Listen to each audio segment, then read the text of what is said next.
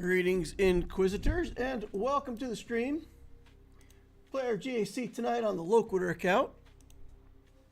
Still in Kyber 2, I believe. I'm going to go check. Yeah, I'm pretty sure I'm still in Kyber 2. We're toward the bottom, though. If we have another 1 and 2 round, we might end up in Kyber 3. So we really got to try to go 2 wins and 1 loss and see if we can stay in Kyber 2. That's certainly the goal. Had a fun GAC last time. Sunday, my opponent was actually able to join live on stream while we did the GAC. So if you didn't watch that, it might be worth going and seeing that just for the fun of it. The ability to interact with my opponent and talk to him about his defenses and hear what he had to say about mine. It was interesting. It was a lot of fun for me. I like that. SWGOH Gameplay is here. Kyber Soze says, hey. Well, hey. Hope you guys are making it a great day. Please remember to hit that like saber as we join in. It does help me. It helps the channel. I'd appreciate it if you could do that. Everyone gets a like saber, specifically designed for smashing the like button. For anybody who doesn't know, this is the deal. Like sabers are specifically designed for slashing like buttons. It's good stuff. All right, Steve Pemberton says thumbs up isn't working. Huh? Oh no. Well, okay.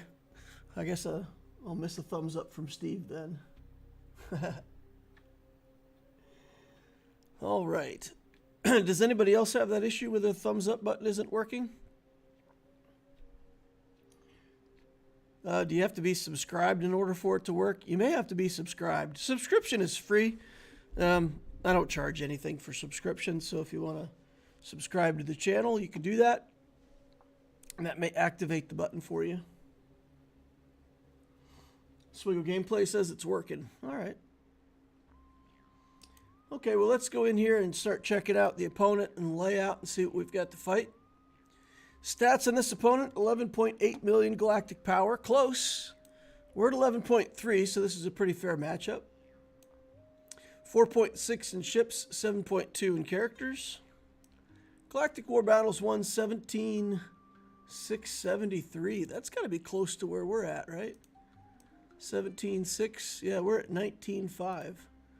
So this account isn't even as old as us. Interesting, interesting. All right, in terms of ships, we've got Executor and Leviathan. And I don't see a Profundity. Okay, so he's got 2 of the capital ships like me, except he's got Leviathan and I've got Profundity. Okay. Character-wise, he's got 5 Galactic Legends. My goodness. Almost all of them are on defense as well. That's interesting. Okay. So 5 Galactic Legends, and then a lot of the stuff. You know, he's got the newer stuff, Ray Vision. I checked for Alpo before we started. Make sure that we didn't have that crazy garbage to deal with. But Apo and CX were year 12 for this person. Interesting that they're already 7 stars year 12, but not relict. So that's well, does he have Lord Vader? Oh no, he doesn't have Lord Vader. All right, so Lord Vader is one of the Galactic Legends that he doesn't have. So, I mean, he'll be comfortable waiting for that. Okay. I suppose we could take a quick look at mods just to snoop around and see what that looks like. Commander Ahsoka Tano, fastest non-GL, 359. It's pretty fast. Ezra Exile down here is 309. Ooh, his mod speed drops off pretty quickly, it looks like. 290 down here. Okay. So we should have an mod advantage on him in some fights. So that's good. All right. Yeah, I think we actually have a character advantage against somebody for the first time in a very long time. So on defense, he put down Ray Vision, Tuskens, some Geos, Malgus. We've got JML here hiding away in this Bastila team. So this team is kind of a nuisance because Bastila gives some false protection to him, and Wat Tambor puts the feature on him that gives him protection up. And then it's really hard to ever get rid of his bonus protection. He keeps that bonus protection for almost the whole fight.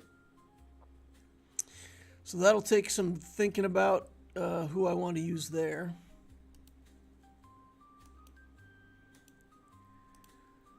Here we have Mandalorians, or I'm sorry, Zori Bliss.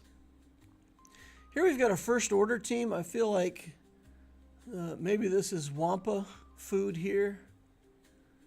We got Exile with Ray.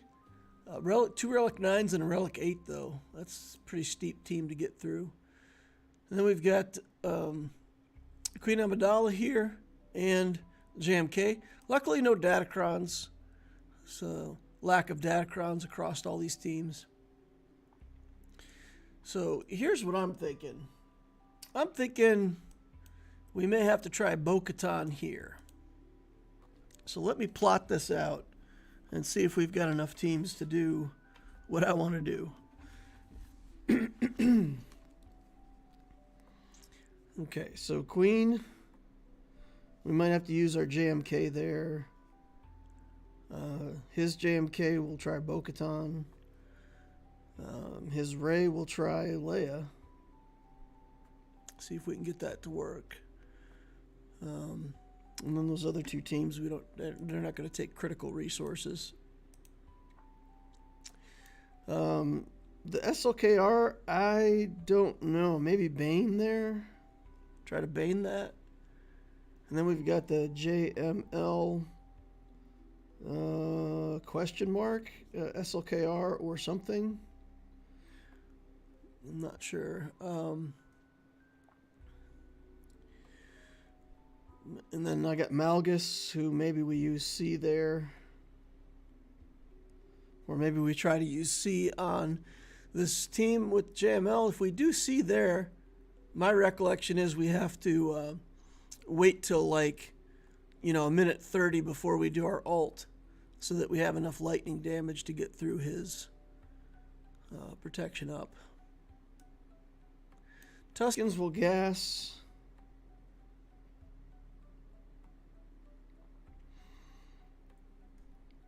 All right. So that leaves me potentially with my JML.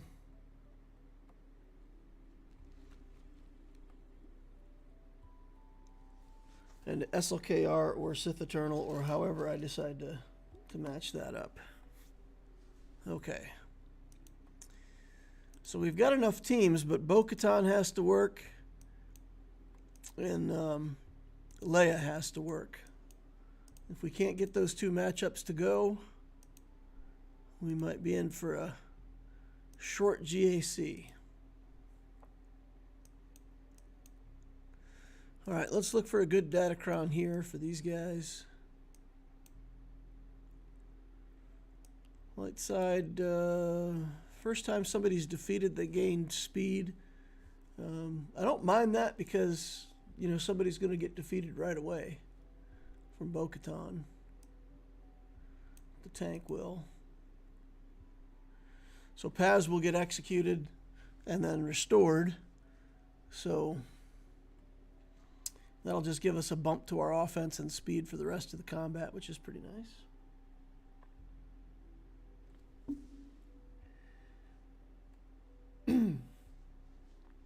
Kyber says the lightsaber must be broken. Just another consumer says I don't spend much, so I hope that means I know what I'm doing. Jar Jar says lightsaber licked. Oh yes, the lick sabers. Still strawberry. C, solo that JML team. Don't rush your ult. Keep the basics until 1 minute left on the clock. C gains enough mastery to beat them in a minute.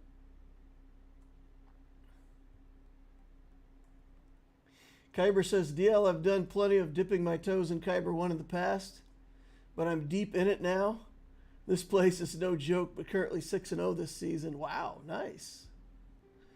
I did C solo against an Ahsoka team, which had C, Watt, and Cal. C solo against an Ahsoka team that had C, Watt, and Cal Kestis.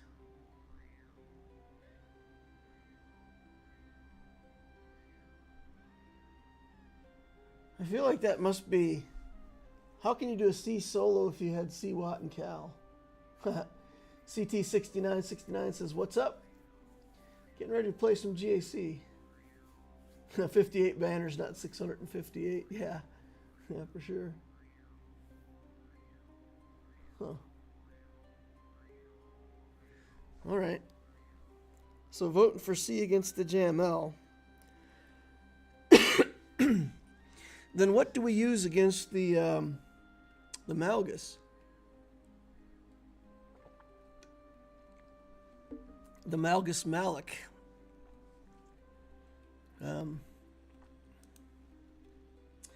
Because by then I'll be running out of teams. I'll still have an SLKR and a JML left, theoretically, if it works out like I hope.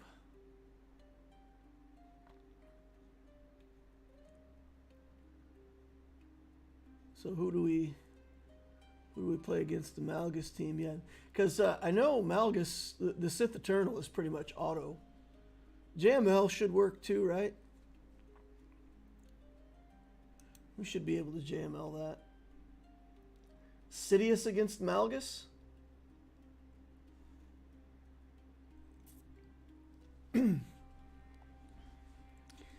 Interesting.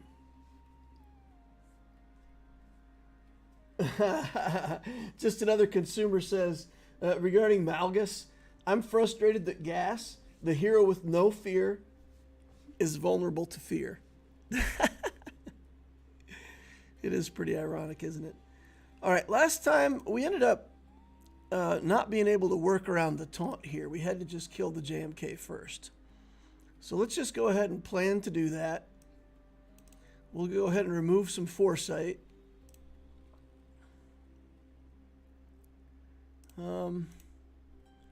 Try to keep him healed up here.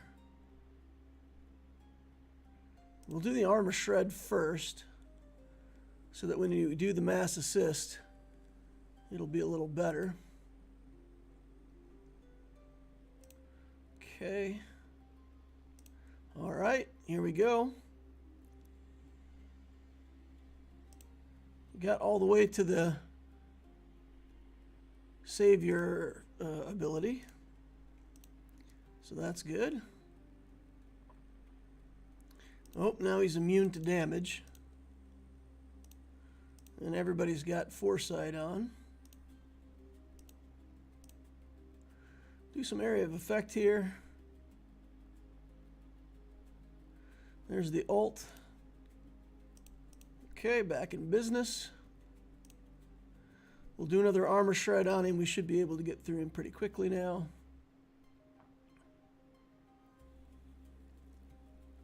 Maybe not. Come on.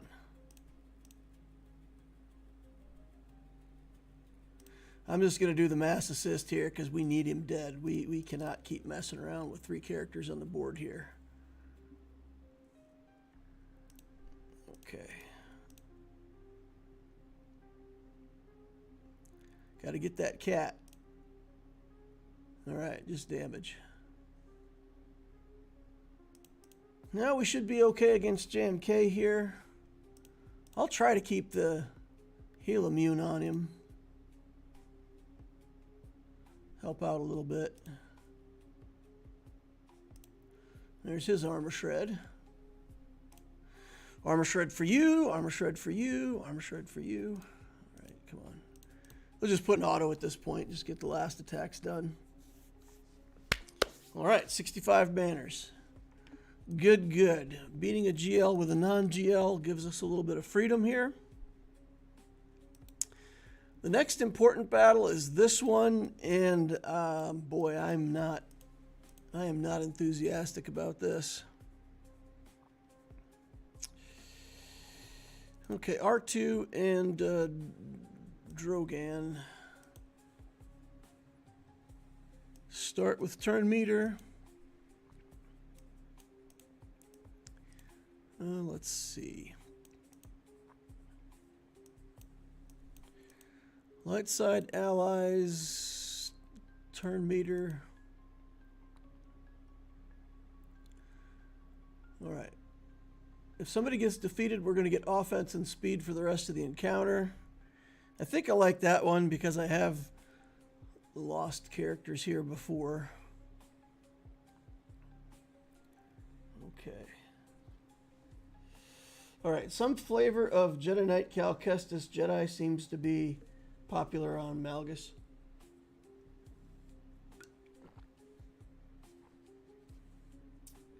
Sidious is the purple wizard. Mike Armstrong says, Hola everyone in DL, hope your JC's going well so far. I managed to full clear my opponent but dropped a few battles. Have to see how they do. 2.5 million GP higher than me. Well, full clear is also could get you a demotivational victory, right? The opponent comes in, sees what you've done, and decides it's not worth playing. I've had a few of those before. Use first special from R2 to hide R2 and Drogan. Go bulky Kron or someone defeated with armor penetration and health. Yeah, it's got a little bit of armor penetration on it, but it's also got some tenacity and potency. It doesn't have the health on it. What do we have for a bulky Kron? I mean, we do have one of these, but it's pretty low and it doesn't have good stats. I think the other one that we have is the... no, that's it.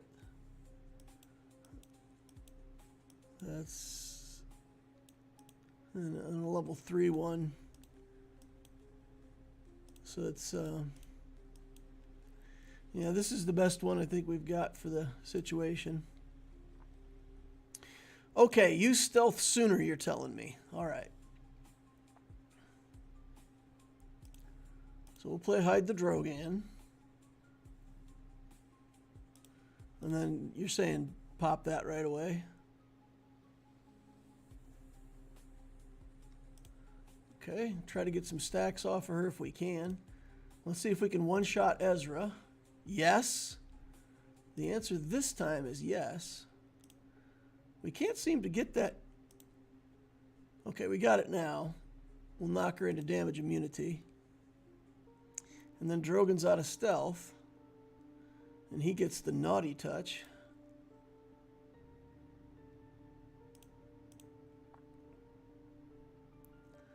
And now we got to try to get this guy through damage immunity. Now raising the alt, so there's not much we can do there. Survive, R2.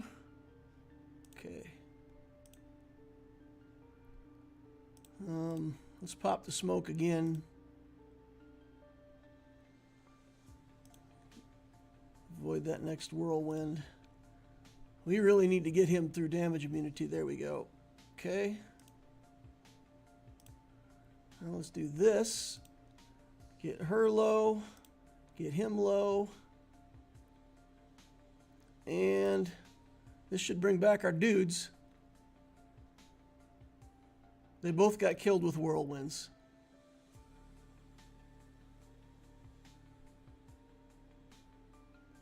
All right, I'm going to try to get him down and then counterattack Ray. Well, not happening, I guess. Okay, get him down and then counterattack Ray. Come on. Pew! Okay, we got it. We got it. We got it. Whew, too close for comfort.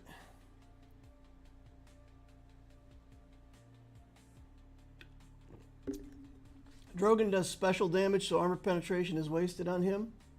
Crit damage I'd prefer. Well, I mean, I don't have that good of datacrons, my friend. I don't have everything you'd ever want out of a datacron. I've got some that have some crit damage that don't have light side abilities on them. I've got some with good light side abilities that don't have the right stats. I mean, I don't reroll every cron for, you know, absolute optimal use. So it's kind of, you know, I'm stuck using what I got. So if I had a dark side cron with crit damage, you would completely just ignore the light side bonuses and go for just crit damage. I mean, I guess I could see that being helping Drogon. Yeah, I just wanted the 20% offense and speed one, because then if those guys die like they did, then she gets faster and hits harder, which I think was probably helping me there at the end.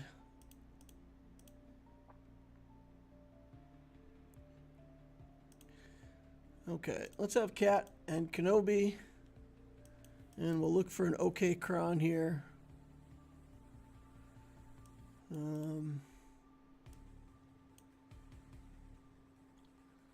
I don't think we even need one that good. More protection up at the start of battle. There's a bunch of armor penetration.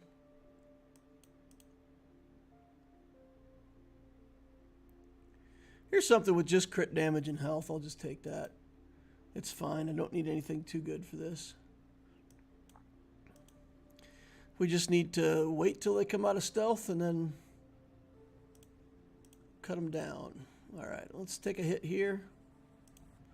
Cycle to Kenobi. Pass it back to Cat. And then we'll have a million debuffs on us, which is fine. We can cleanse them with Kenobi. Okay. Let's keep using basics and charging damage. All right, tenacity down. Here we go. Now everything sticks. Okay, should be out of stealth next turn. So we'll do the ult.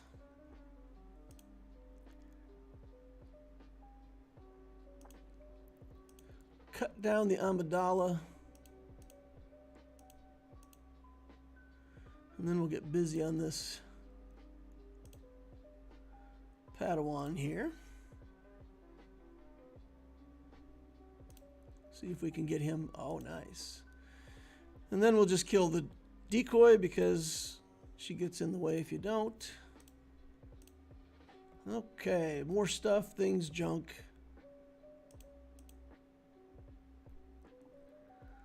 All right. We'll give everybody Shannigan. And then next time it's Cat's turn, she should clean house. Yeah, nice. Good stuff. Well, why not? So for this set, crit damage, health, protection are best stats for a Leia team. Tickle My Ash says, the man, the myth, the legend. How's it going, good sir? Very good. Very good. Sorry to hear that your ash is ticklish. Okay. If I just do Wampa here, am I going to regret that on the back wall? I don't think so, right?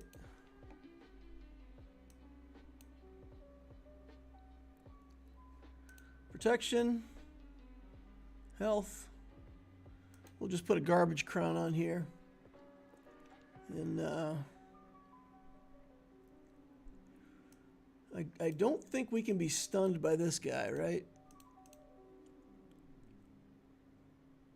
Stun for 1 turn. More damage, recover protection.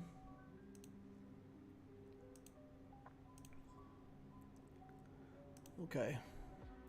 I think Wampa works here. Just counterattacks everybody into the dust.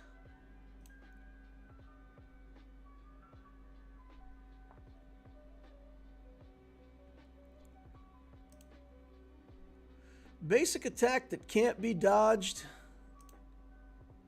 Feels so good. Alright. Wampa success. Now check out these Mandalorians, y'all. I bought the pack. I bought the pack, so my dudes are relic now officially. I can do the Super Commando Gar Saxon team. I don't need to throw my Django in there. Yeah, I do think we'll go with ooh, he's a tank, isn't he? Yeah, he's considered a tank. So we can actually do the tank revive.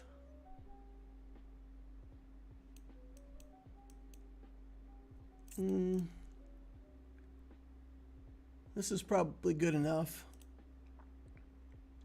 And then if Gar Saxon gets killed, at least we'll get him back. Alright, this should feel good. I actually put okay mods in these guys too. I won't say that I like broke the bank, but you know, we got some offense mods. I tried to make Imperial Super Commando pretty tanky because, you know, he will have taunts some of the time. So I put some damage on him, but I also gave him some defense mods. All right. So Tickle My Ash reminds me of a joke. It's how to catch an elephant. So the story goes, if you want to catch an elephant, you dig a really, really big hole and you fill it with ashes. And then all around the edge of the hole, you put down peas. See? So when the elephant comes to take a pee, you kick him in the ash hole. That's a joke that's funny like when you're in 3rd grade. It's still funny for me. I don't know what that says about me, but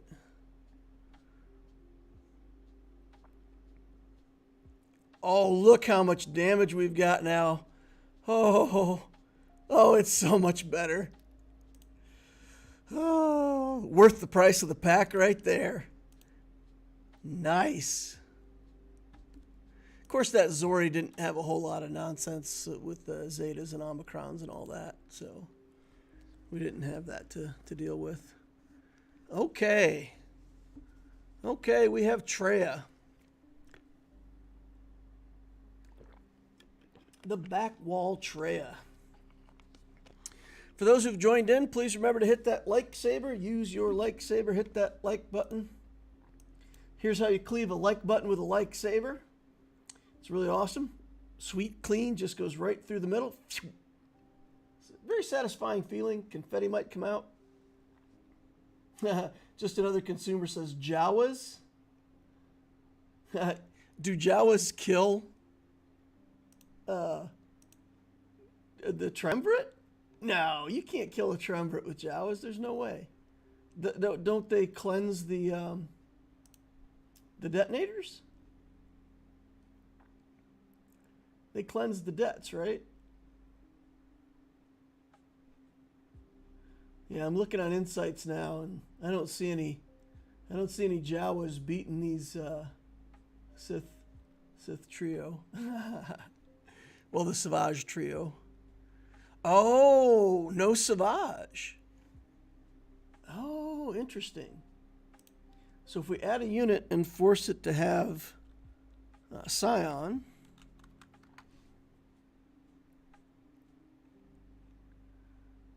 I still don't see any Jawas.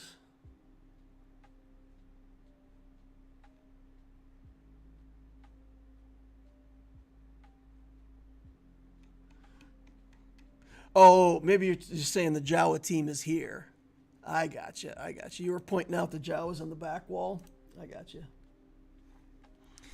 Yeah, we got Jawas, we got Ewoks, Sith, bounty hunters and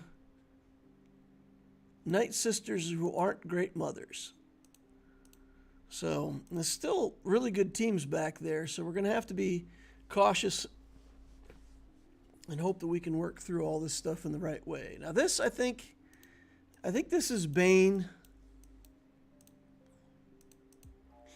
Now, did somebody say that Sidious kills Malgus? Is that legit? Can we expect a Sidious to kill a Malgus? Because if that's the case, that would be fantastic.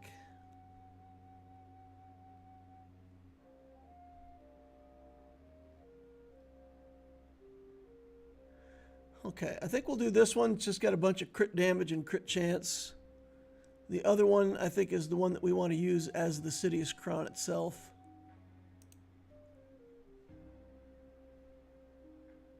Or do we want the recovery? Maybe we want the recovery for the Sidious Crown. Armor penetration and tons of crit damage. I like that better for the Sidious. Well, we don't really need the crit damage. Oh man, I can't decide. Protection, crit damage, armor penetration. This one gives us a little more protection, which I don't think matters too much, but yeah, okay, fine. We'll use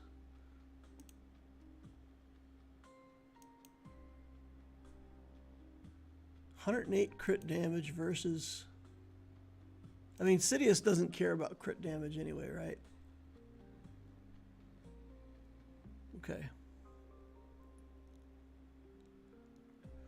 Equip. We've used Sidious on the Great Mothers twice in a row.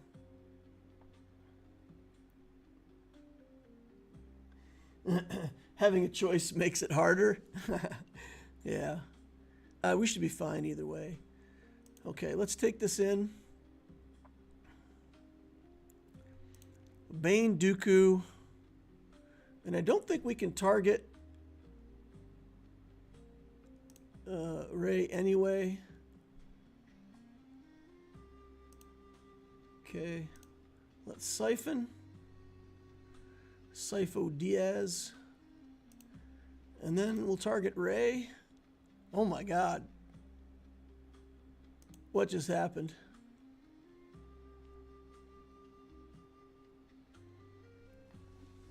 What? Bane is just so stupid. How does a Galactic Legend team with a lifter die to that garbage? That absolute... I mean, Bane's not garbage, but...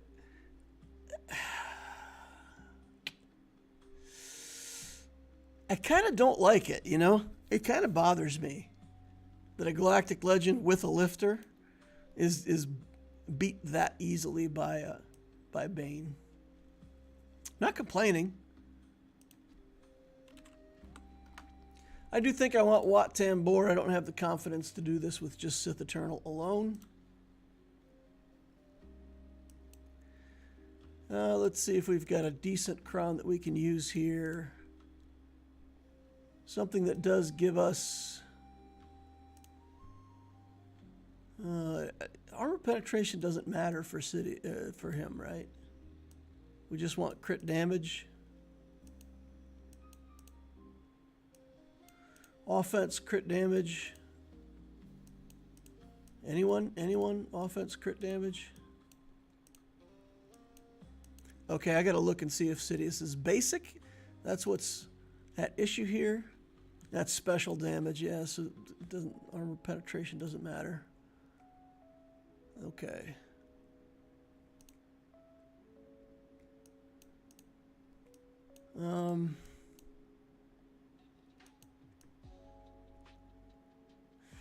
This is just a ton of crit chance and crit damage, so maybe that's our best bet.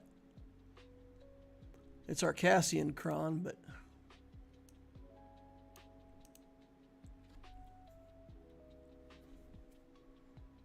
something stuck in my teeth. Yeah. Yeah, okay. Well, I don't think we specifically need the Cassian Kron. That's probably the best damage we've got out of this. Bane is a get out of jail free card. Mike Armstrong says, I'm back. Did I miss anything crazy? We wamped a first order team in like 4 hits. That was pretty exciting. Bane killed a SLKR team in 3 hits. I guess technically it was 4 hits because I did have to do 1 final attack on SLKR, but it was brutal. Leia is less obvious to play, but she's my other win button. And then I have to figure out what to do with Malgus and the Talon Kron. Okay. I'm going to take this down to a minute 20.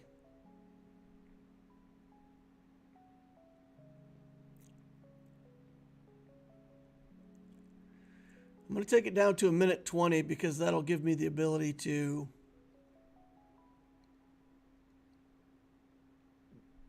auto kill 1 character.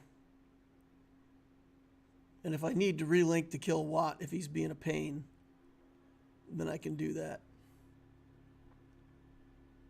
Don't forget to wait until a minute. I think a minute 20. I think a minute 20 because I do have Relic 9 and my dude, which I know Relic 9 doesn't really help with damage so much. Just mostly health. I need to get a health circle on him at some point too, I suppose. I'm going to go to a minute 20. Sorry if this has been asked before, but do you have the Peridia trio at Relic 9 for the assault battle? And if not, do you plan on getting them to Relic 9 for it? I don't. No, I have them at Relic 7, and I'm satisfied with that result. Yeah, I don't. So the payback is there, but it takes like the materials that you spend to get them to Relic 9 take 1.5 years to pay back or something like that. So, yeah. Just another consumer says I did the math on R9 and it's 3 years to get returns. Yeah. So that's it takes a really long time to get the return. So the only question is, if you're getting the returns from having them Relic 9, you're also getting the benefit of having them Relic 9. So it's not a total wash. So that's why I say, it takes like 1.5 years to 2 years to pay back, because you do get to use those Relic 9 characters for the whole time.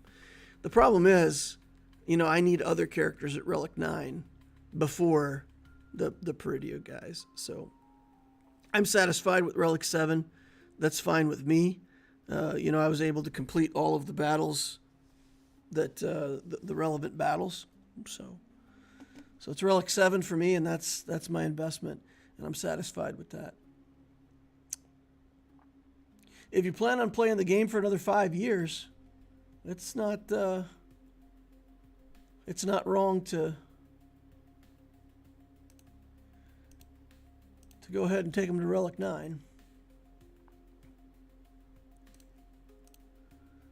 Okay.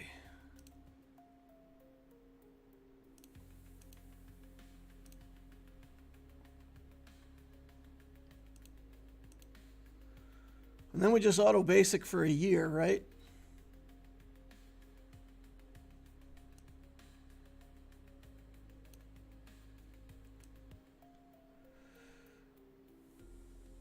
Okay. It is his basic that increases mastery, I'm pretty sure.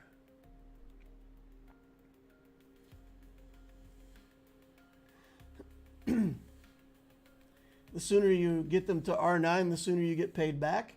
That's another way of looking at it. If you're ever going to do it, the sooner you do it, the better off you are. I agree.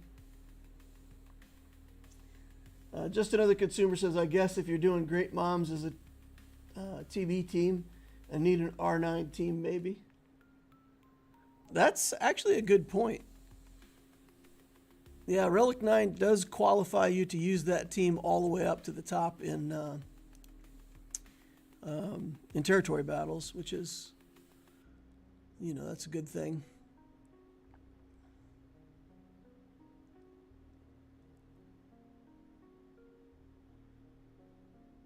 Okay.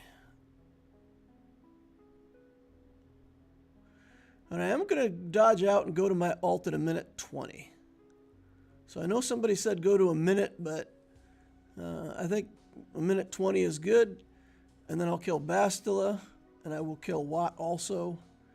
And then we should be good.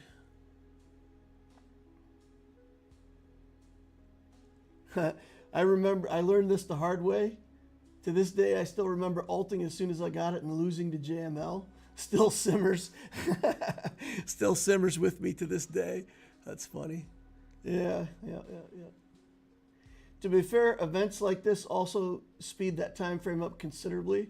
Like you'll have gotten 4 months worth of Patrol AB this month between 2 cycles of double.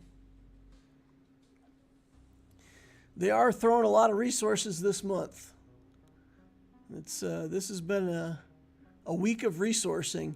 Speaking of which, I need to go do that. I haven't spent my energy.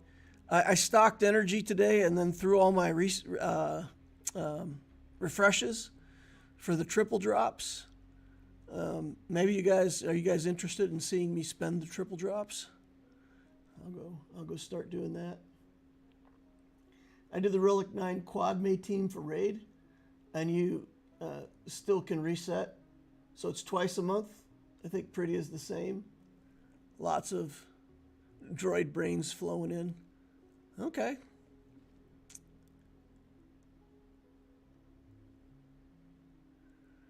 So it's still true that the payback is a long time. I like what was said. If you're ever going to do it, the sooner you do it, the more you can take advantage. Okay, here we go. 4, 3, 2, 1. Alt.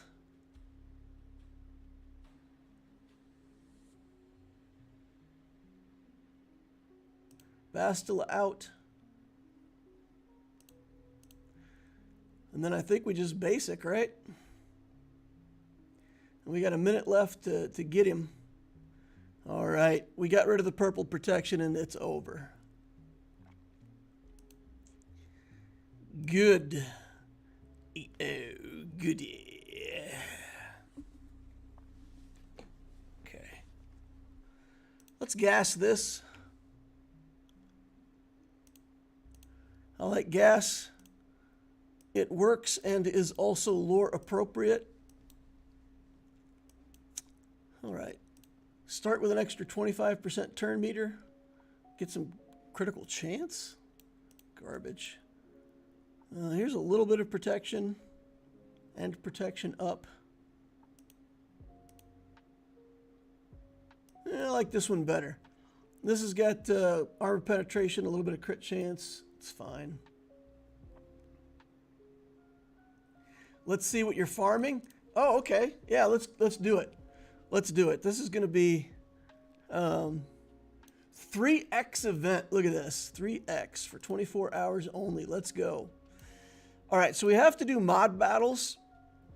And I'm going to take a look here. I'm kind of low on these materials. Let's start stocking up here. And I'm going to spend the 50 cost refreshes and also the 100 cost refreshes. Because the 100 cost refreshes are equal to 2 days worth of farming. So they'll get 50% added efficiency over a normal refresh. All right, let's look. 337 of those. Let's go. Spend some more refreshes here. There's the 50s. And here we go with the hundreds. All right. 285, 337. We'll do one more here. 42 of each. Man, that looks awesome. All right, and then do the hundreds here. 36 of those. And I'm not willing to spend the 200s. Okay. Nice. All right, let's go to our farming tab here. And we'll do Merock 5 times. We're only 3 shards away. I don't think it's worth resetting. We'll do some dark side farms. I'm farming tokens for a light side GL. For triple drops, I think it's worth the reset. Well, I know it's worth the reset because it's 3 times what you'd normally get statistically. So 25 for a reset is good here. I won't pay the 50 though. All right. Got a bunch of record shards. That's nice. We got the ship to farm. Okay. And oh wow, look at that. 3 times nothing is nothing. We got 3 shards off of that nonsense. I've been farming this tie dagger for like 9 months now. Statistically, I've gotten such rotten luck on that ship. It is probably the slowest farm I've ever had, to be honest. I've been chasing this thing and chasing it and chasing it and chasing. I cannot get that thing to 7 stars to save my soul. Okay. So there's that. And now we can just go in and start farming Kairos. No bonus on that.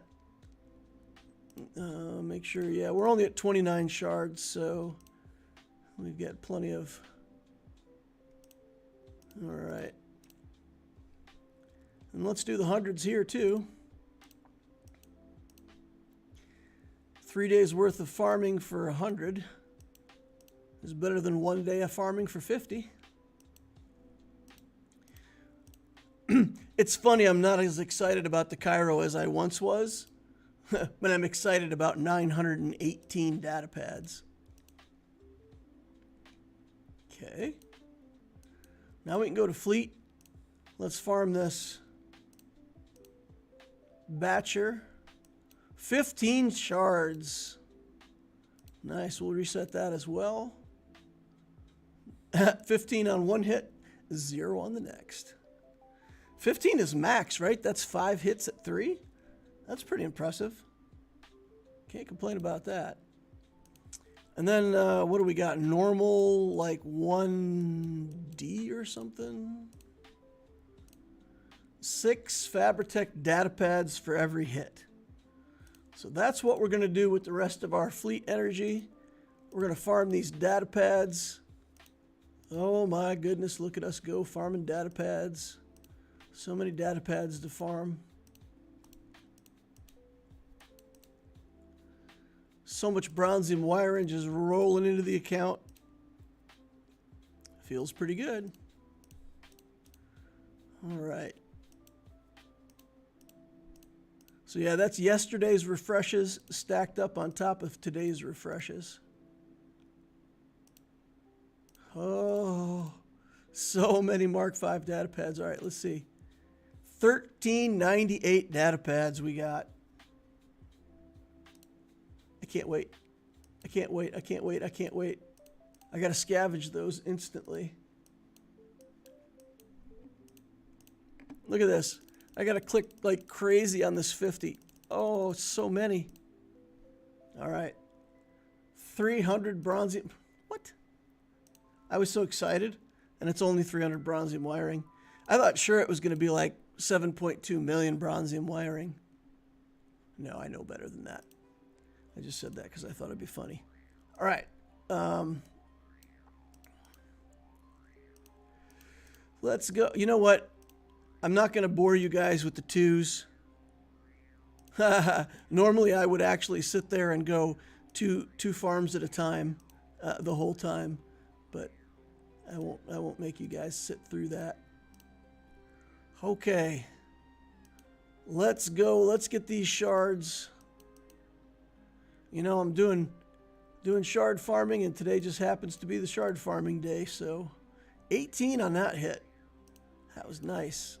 We'll do the 200s here for the same reason. Okay. And that's it, right? We can't go past that. Okay, Morgan Elsbeth, let's go. 54 out of 85. We got a pretty good chunk of shards. Still going to take me a while to get her finished, but I'll take it. Exciting times. So that's my triple drops, and I'll just continue to farm out the same things as I get energy tomorrow, my free energy and all that. We'll just hit the same nodes over and over again. Okay, we interrupt this GAC for a spend fest. Now let's go back to 501 and look for that Datacron that we had down here. That was just crit this one. Crit chance armor penetration. Let's go.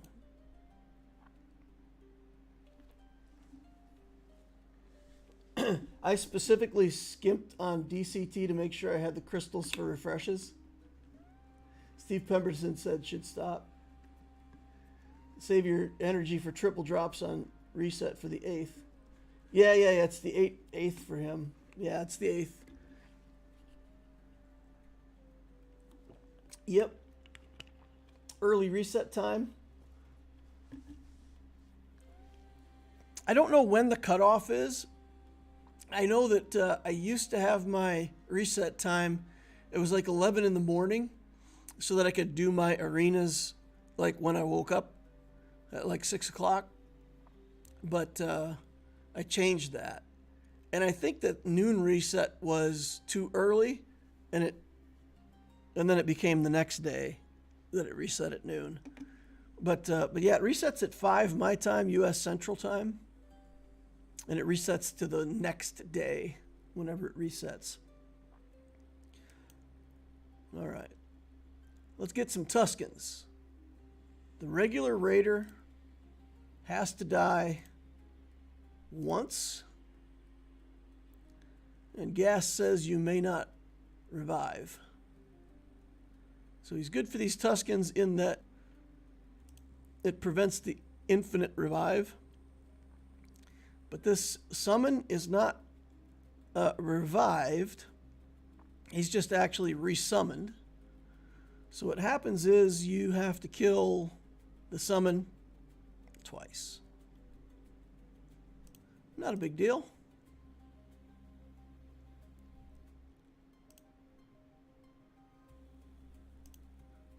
But he doesn't come back again after that.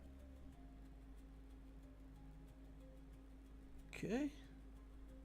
Let's do the area of effect. Oh, hit the Tuscan Chieftain. Got stunned.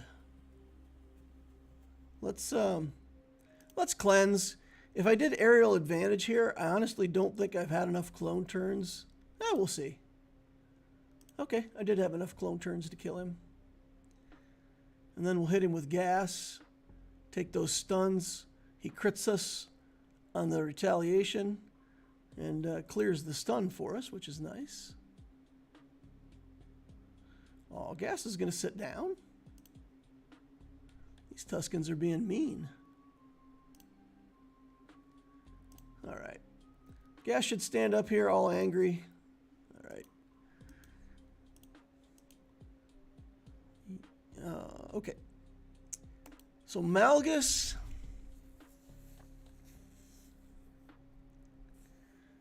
We should be able to Jedi that.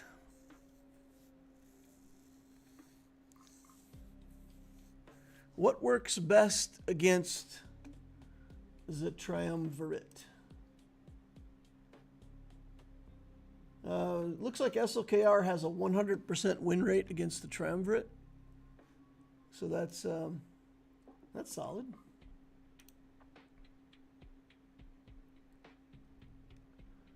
Okay. So let's just go into insights and glance at this Malgus. JML with 2 Jedi has a 100% win rate.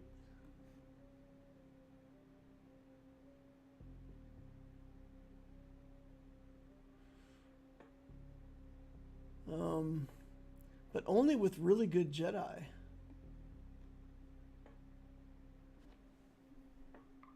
Oh, here we've got less good Jedi, and it's fine.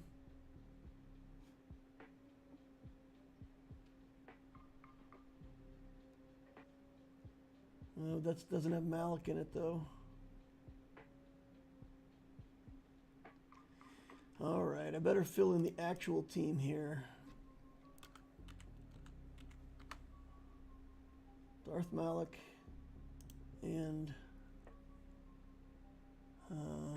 that's Assassin, I think, right?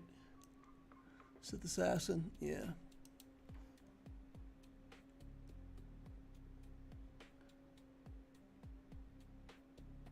Okay, yeah, it looks like we should be fine with something like JML, Cal, Jedi Cal, and Hermit Yoda. And that'll save Luke if we need him in another team somewhere else to be our boss damage dealer. We've got a Cal Kestis Kron that does have some protection on it. We'll take that. Do you remember to claim any Kessel runs you had saved for today? I do my Kessel run stuff in the morning. It's just habit. So I did my Kessel run, ran my energy down to nothing. And then when I did my stuff at noon today, my fleet battles, that's when I spent all my refreshes. So I probably could have done just a little bit better job stacking my efficiency. But I've also kind of got a routine, and if I get out of that routine, then I just forget stuff altogether and don't get it for the day. Okay, let's battle here. Let's start with this. Okay. And let's give this to Cal. Why not? 1 and Armor Shred.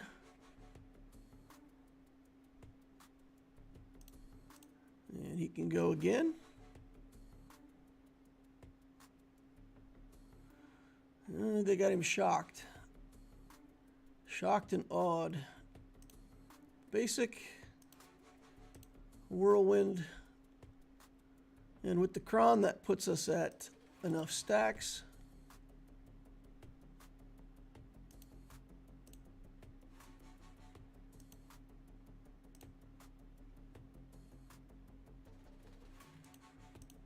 So we'll do that. We'll kill Malik.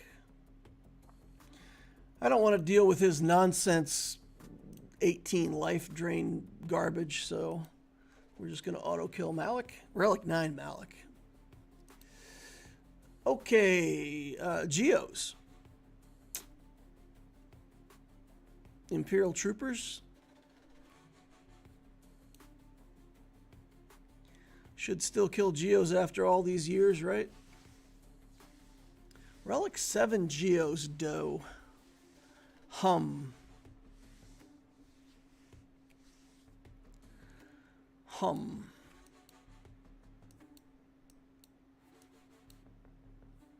We didn't get to use Afra yet. We got quite a few good teams left, so.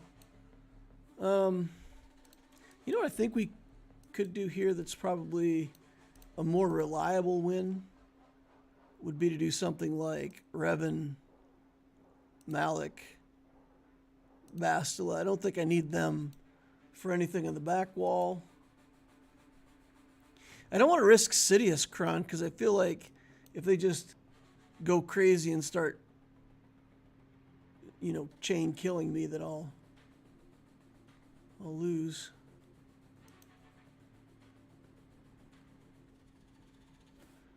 Okay, we'll use some dark side tank antics here.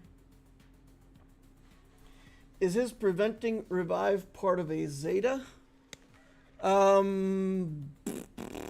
don't remember if that comes in Gas's kit as a Zeta. I think it may just be part of his leadership even before you get the Zeta. We can go look, I guess. Okay.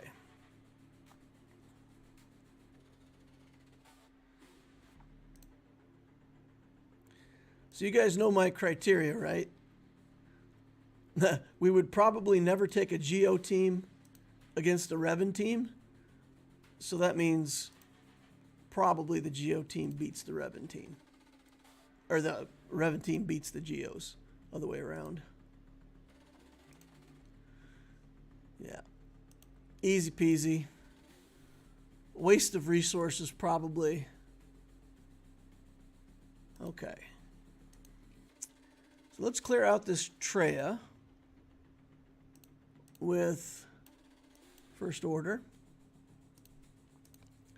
Bow to the First Order. Let's look for a good Kron, but I don't think it has to be that good, right?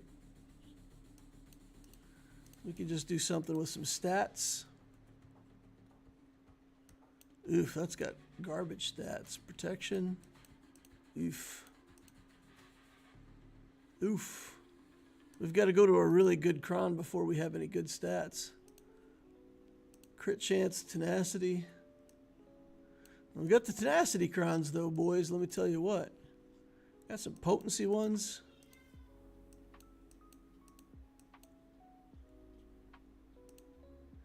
Guess we're going to end up using this one.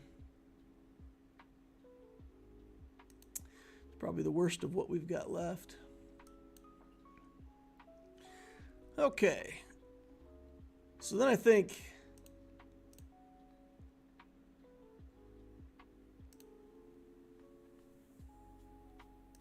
shockingly easy, right? Oh, look at Ray go. That felt conclusive. Okay. Jawas, Ewoks, Night Sisters, and Bounty Hunters. Let's take a peek at ships real quick. Okay, we can mirror match. We can profundity. Okay. All right. Ships look doable if I get a little bit of luck with the profundity. Okay, so Ewoks.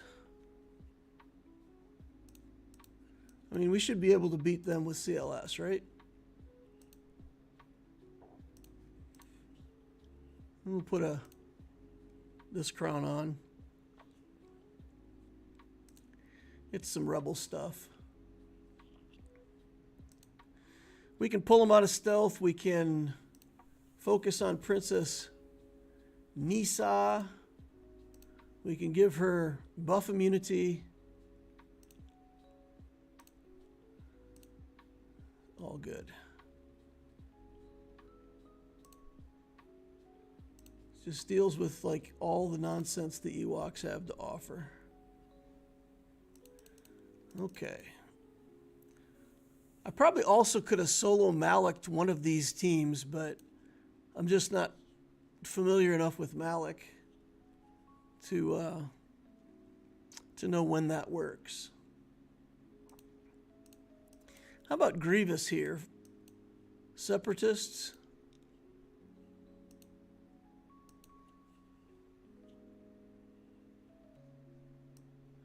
No Zetas. 10 speed for each Jawa. 80% chance to give 2 random allies defense. If a Jawa was damaged, 80% chance to inflict thermal detonators.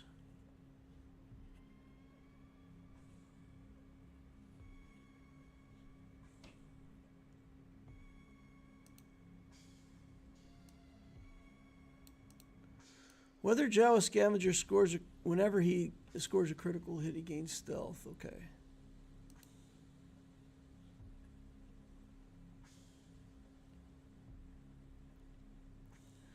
So this team is not single target damage. They would stack up damage over times very quickly. Maybe we just do the Jedi team here. Huh. Could Jedi Luke solo this?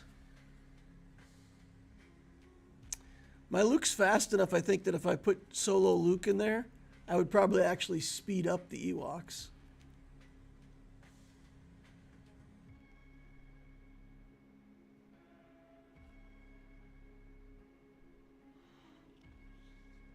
This team should do well, right? Take out some Jawas. OG Kylo solo for Jawas.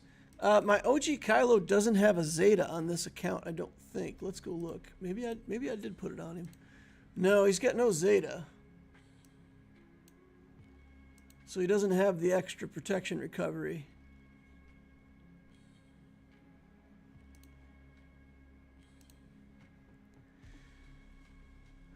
50% chance, takes reduced damage, gains 10 speed.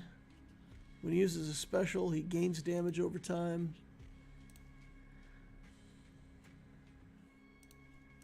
Lash out. Ragged. I'll try it. I'll try it. Never mind, I think that's risky. Question for anyone in threes. Is it better to run SLKR, Vision, Faust, or Vision Hux? I don't think Hux is a good fit with Darkside Ray Vision. I feel like you would put a tank in there before you would put a Hux in there. That's my vote. My vote is to Hux it. All right, we're going to go 2 Jedi. We're going to try to pinch some banners here. We're going to use a good Datacron.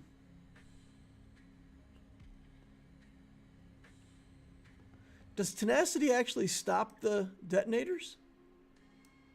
It doesn't say that they're...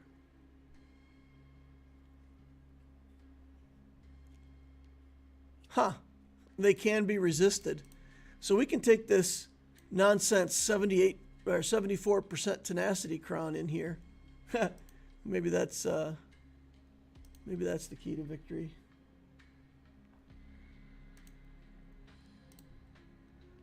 Okay. So we have tenacity up. Oh, we didn't resist them.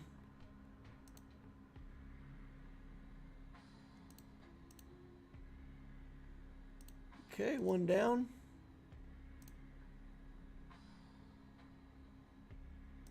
Stuns on everybody for the fun of it. Heal up. Slash. We won't be able to gain banners back there, but maybe we can gain banners back here. Nah, 57. That's all we get. Too bad. All right. Night Sisters.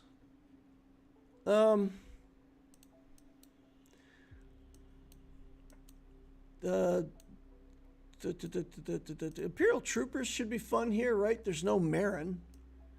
There's no Marin 7 and there's no Marin 8. So we should be able to just trooper this. Good old-fashioned Imperial Troopers. We might have to kill the zombie 28 times, but... Ooh, we got a Sidious solo that we can do still.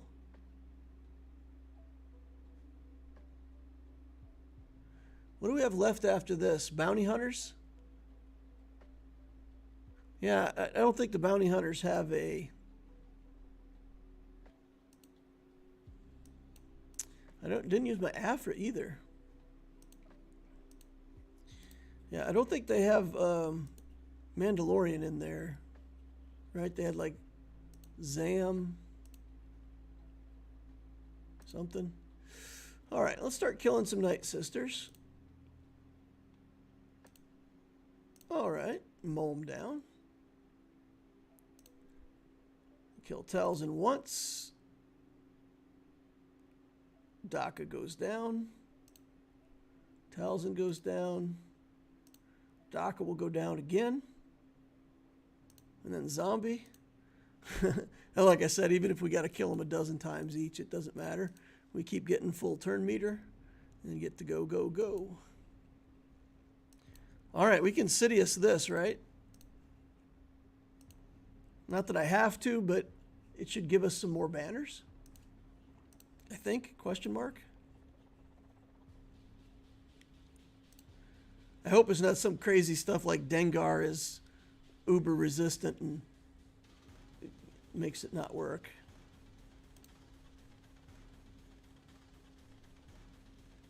I mean, we'll just kill him from damage, right? If nothing else.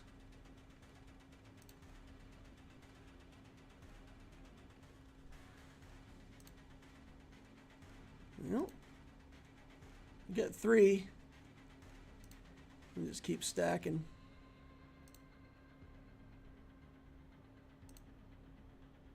Haha, got him.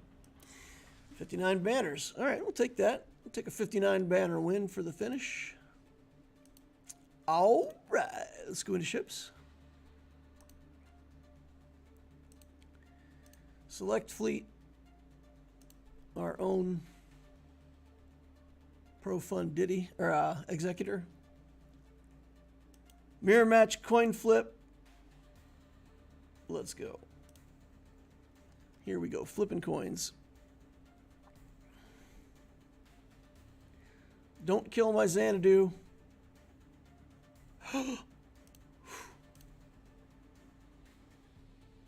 made a video recommending to people to relic 8 their Cad Banes. And there you see it, guys. Relic 8 Cad Bane survived the initial volley.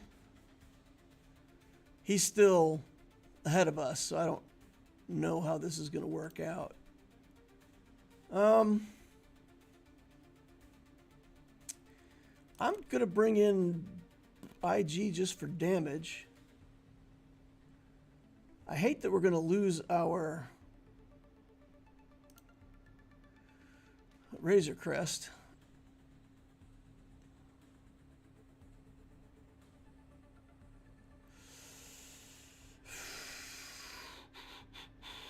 You know what? Let's do the same thing just to make sure he loses his Razor Crest as well.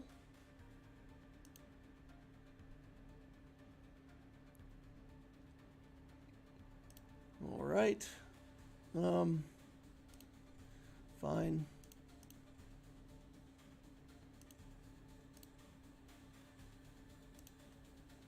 We can strip buffs here, right?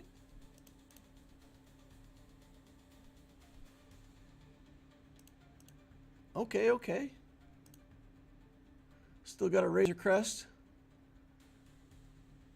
We'll be able to get the second life off the Razor Crest because the Death Mark faded. That's pretty fantastic. Let's do this. And this. And this. Razor Crest still hanging in there, y'all. Poof. Okay. We somehow managed to shake off the Death Mark JIT just in time. Don't have our alt ready yet, though. So we just got to keep pounding away. Getting a come from behind victory here. Let's switch over to that guy. Razor Crest down, finally. Sadness. We still don't have the alt. I'm spluttering with anger and resentment. How do we not have the alt yet?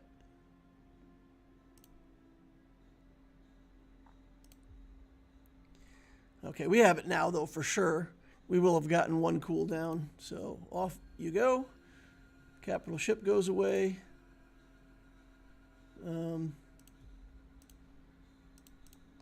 We'll just put it on auto. I don't think there's any way that in particular that we could work our way to more banners. Oh, we did. We did. We got a heal there. The AI was smart. Good. Nice. 70. Oh, 68. 68. Oh, because we lost both the Xanadu Blood and also the Razor Crest.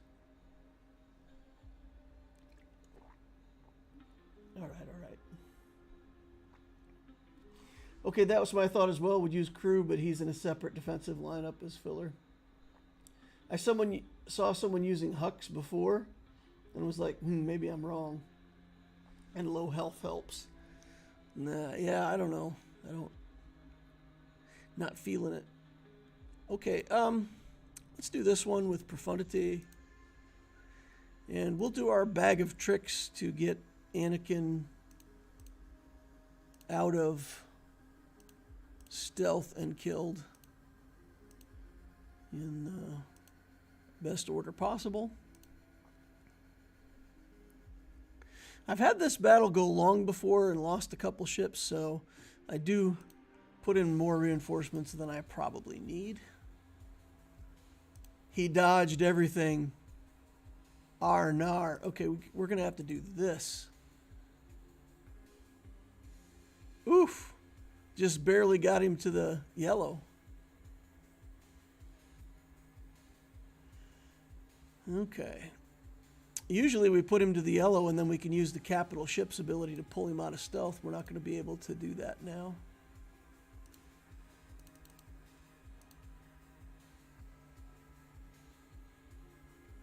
Maybe we can get an interesting cleanse here. Oh, we did. Perfect. So,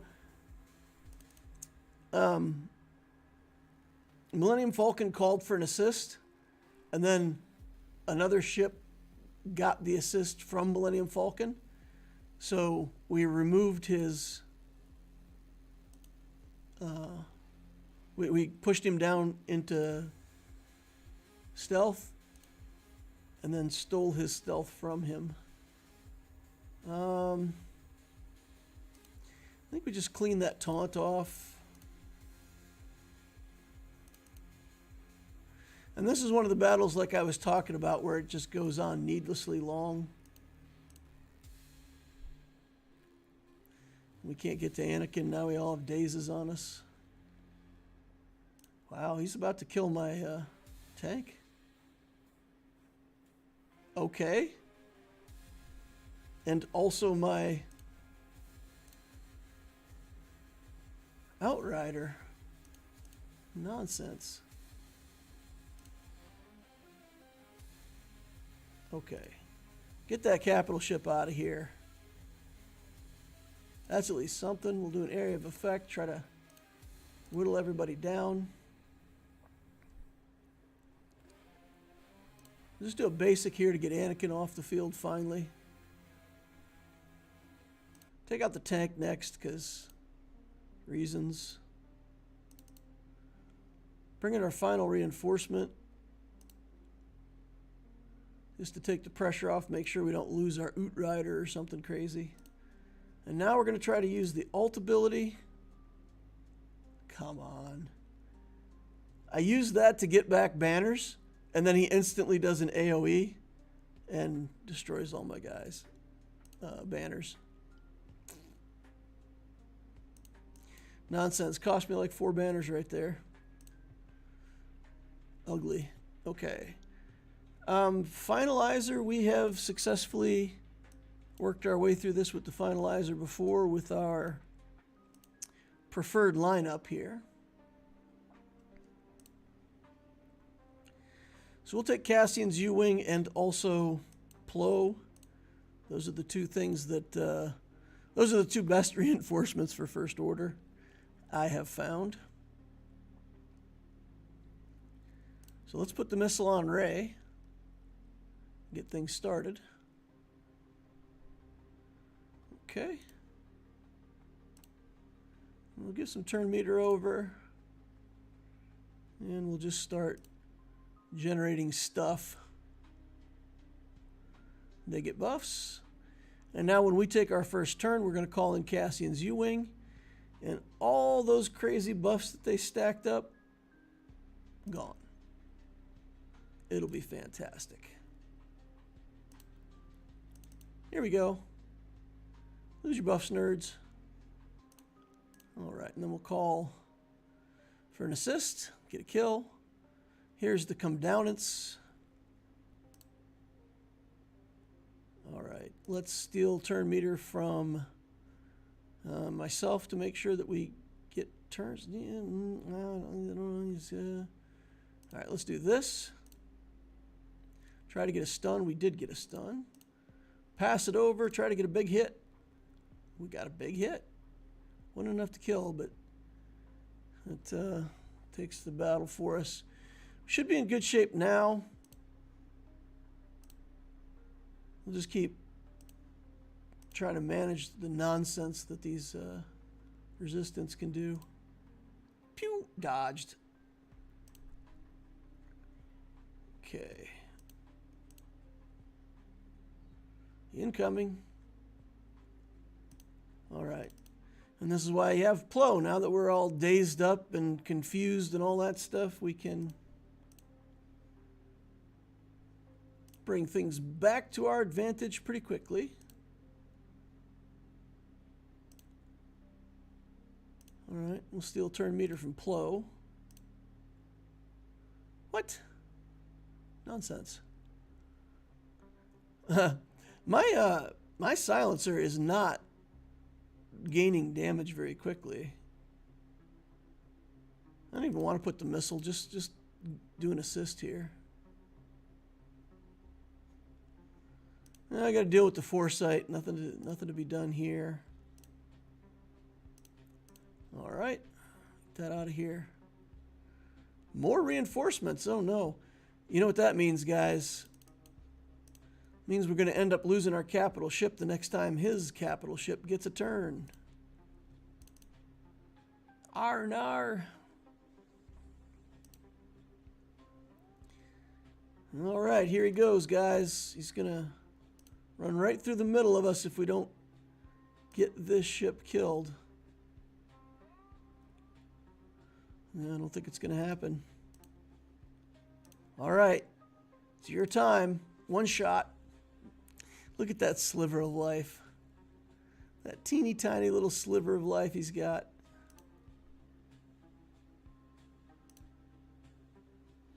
Then I hit the big shot. Okay, 66 banners. It's a win, though. We'll take it. 2054. That's a pretty good full clear. Guys, I think we dropped 0 battles. Everything is a first time go. Been a long time since I've got a I don't know if you'd call it perfect, but yeah, 0 dropped battles. Well, knowing that he had almost all of his GLs on defense, I don't know how he would pull off an offensive win. I think if I came in here and saw that he had cleared me with higher banners, I'd be figuring that was some pretty special software he's running. Because we saw 4 out of his 5 GLs on defense. Right? JML, Ray, JMK. Was it only 3 of his GLs? It only been... no, he had SLKR, Ray, JMK, and JML. Yeah. That's 4 of them. 4 out of his 5 GLs used on defense. But okay, I mean, he's in Kyber too, so he must be doing well against a lot of opponents. He's doing at least as well as I am because his skill rating is the same as mine. So, there's that. Mike Armstrong says, nicely done. Ying says, nice, clean, full, clear. Jar Jar says, nice. Ying says, I rewatched your Executor versus Leviathan video today. Would you still take it in against Leviathan, or have you found a more consistent counter? No, the video that I made was right at first when Leviathan was still, everybody was running Sith Fighter.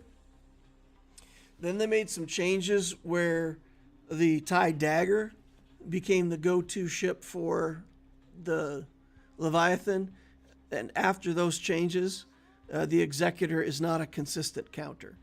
We did see a battle, I don't know if it was last week or the week before, but there was a battle where somebody had a Leviathan with the old Sith fighter in the starting lineup, and we were able to beat that with the Chimera fleet, with the Chimera. So there's a couple counters if they have Sith fighter out. If they have the TIE dagger out, then you're really looking at profundity.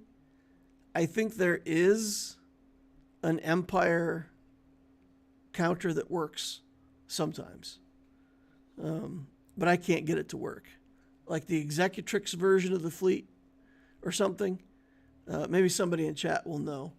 But Leviathan versus Leviathan or Profundity versus Leviathan are the only things that I've seen work consistently.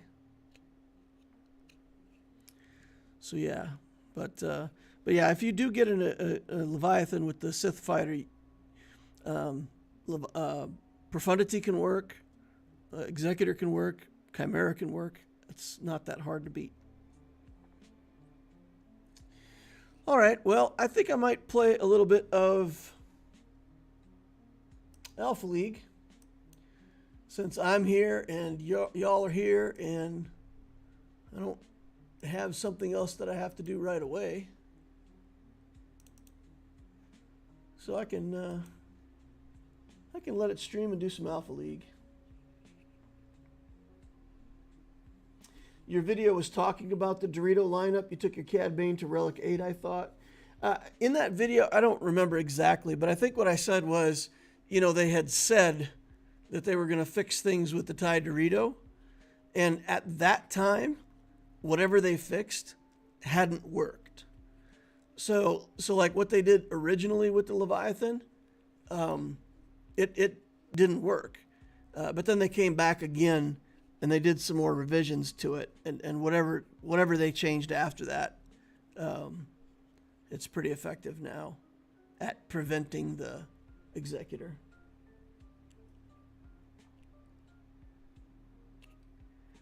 Ace can beat Leviathan. Mace can beat Leviathan a decent clip. I still do recommend taking Cad Bane to Relic 8, though. I have never been sad about that. It's another character that I can use in my Hutt Cartel team. So, you know, there's a couple characters that I didn't take to Relic 8, but I can throw a Cad Bane in there on the Hutt team just to have, you know, bodies on the team at Relic 8. The Xanadu Blood is significantly tougher, it feels like to me, and he often does survive that initial volley even if they target him. So it makes the mirror match a little easier. So regardless if the Executor beats the Leviathan, I still feel like Relic 8 Cad Bane makes a pretty big difference if you're going to use Xanadu Blood in the opening lineup. Okay, I've worked my way up to third place now with 53 top 4 counts.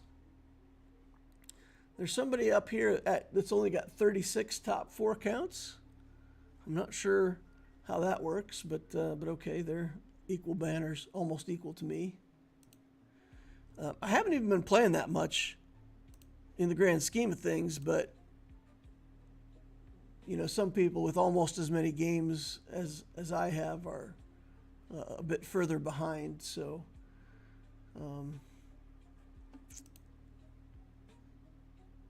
in ranked, I have a top 4 rate of 98%. And I have a win rate of getting first place 67% of the time. So 2/3 of the time I get first place. And out of 54 games, I've gotten, what, like 4 bottom 4 wins. So doing pretty well at the game. I can go back and show that because I had it on the other screen. But yeah, here I'm the statistics. 98% win rate. It's probably too small to read anyway. 54 games played. Okay, let's start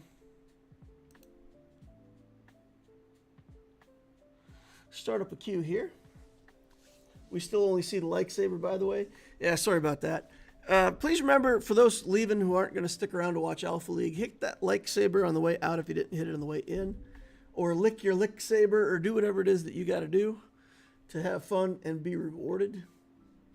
I would appreciate it.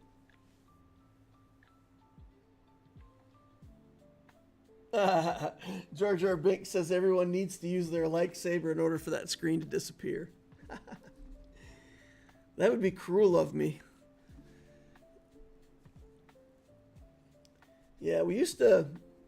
I used to, like,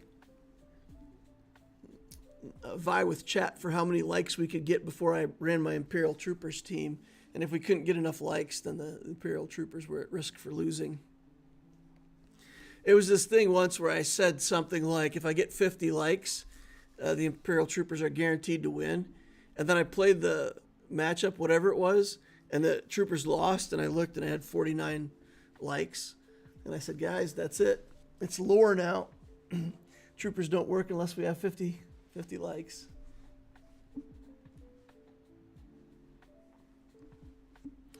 Them's was the good old days.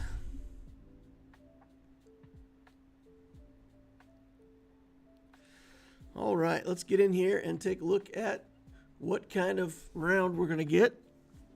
For anybody who hasn't seen Alpha League before, this is a character builder game. So you pick your character based on traits. The traits are coming up across the bottom. There's 12 traits. 8 of them are in and 4 of them are banned every round, and it's random. So this round, evasion, attack, spell, and shield are all banned. Vulnerable will be really good. Frost will be pretty good. So I think in this setup, I would love to play Moriarty. And there he is. We are offered Moriarty, so we're going to take him. I play Moriarty as a vulnerable champion. He's a poison champ. Poison's supposed to be what he does best. But I have found that getting poison for free off of his passive means that I can make a vulnerable build with him, and the poison stacks will still stack up for the synergy with vulnerable without having to go crazy getting poison stats. So I can actually build like vulnerable and another stat and just take poison as an afterthought, and the build will wreck. Maybe I'll take Frost. It'd be a good arena to take some Frost in. We got some inner fire attackers here. We've got Frost here, Frost, health, healing. That's some of everything. Okay. Well, we're going to take this vulnerable. We're not going to buy any skills. We're not going to touch anything for the first 3 rounds and try to generate some losses. I have found that that not only stacks up the amount of money that you have in the bank to collect interest for a few rounds, which is nice, but also if you lose all 3 of these rounds, you go into the first draft, and the player with the lowest health gets to draft first. So if you go on a losing streak and you get to draft first, it's only 3 skills that you pick up, but in this particular round, we're in an arena that says the draft provides an extra +8 to whatever skill you draft. So drafting early and getting the right skill can really put you over the top. But of course, we won our first battle, so we're not going to realize the dream. Hammering is good. Actually, I don't mind that. So there's a skill in the game called, or artifact in the game called Barrel Theory. And when you buy Barrel Theory, it just starts giving you extra stats in the skills. As the skills level up to 4, 12, 24, and 40, you get levels. The levels get you traits. So you want to level up all in the same skill. So Barrel Theory just takes your lowest skill and adds to it. And what you end up with is a build that has some of everything. It's got like all the different things. This keep hammering skill is going to do this same kind of thing. It says we get 30 gold back if the skill that we pick is the same as the prior skill that we picked. So if you do poison and then the next screen you get another poison skill, it refunds you 30 gold. So by picking a chain of skills, you end up getting refunded almost a third of the cost. So that also kind of lends itself to a barrel build where by the time you get done buying, you've bought a little bit of everything. So I kind of do a lot of hammering at first, and then we'll kind of focus in on vulnerable and whatever else we get through hammering. I mean, literally, we could build everything, even crit. Not crit. So crit's probably the only thing that's not good for our champ here. Everything else would work. And I don't mind having a little bit of everything. That's also fine by me. Yeah, we're just using our passive to poison people, and we're getting tons of poison damage and winning. So I'm in a 3-win streak. Let's see who we fight next. If we fight somebody who's on a winning streak, then I will probably pick up my box and spend most of my money. Hollow, Frost Champ with 2 wins. Okay. I would love to pick up that vulnerable. Oh, it's still up. It's still up. I'm going for it. The other guy didn't even want it. 13 vulnerable. We've got a huge head start in vulnerable now. That's nice. All right, I don't really want anything off of here, so I'll take my free reroll. And I think taking Curse Formation is probably the best here. Now we can hammer here. Healing Suppression is too good to pass up, so I do have to take that. We can get another Curse Formation. I don't mind that. We can hammer here, and we can hammer here, and here, and that'll put us right at 600 gold. So hopefully that maintains the win streak. So I want interest, but once you get going on a win streak, maintaining the win streak becomes more important than the interest, right? Because you'll see we'll get like 400 gold from the win streak, and if we lost and reset our win streak, that would have cost us a lot of gold, like every round, or 200 maybe from a win streak. Let's see when it comes up. I think it's 50 per win, and we're at 4 wins. 100 for the win streak. What? 20 plus 5. Oh, 5 times 2 rounds of win streak, max at 160. Still, that's better than interest. So we're happy with that. Okay, hammering is on health and heal. Frostfire Storm is a damage source, so we do have to take that. And then I'll take I'll take this one. And 790 gold.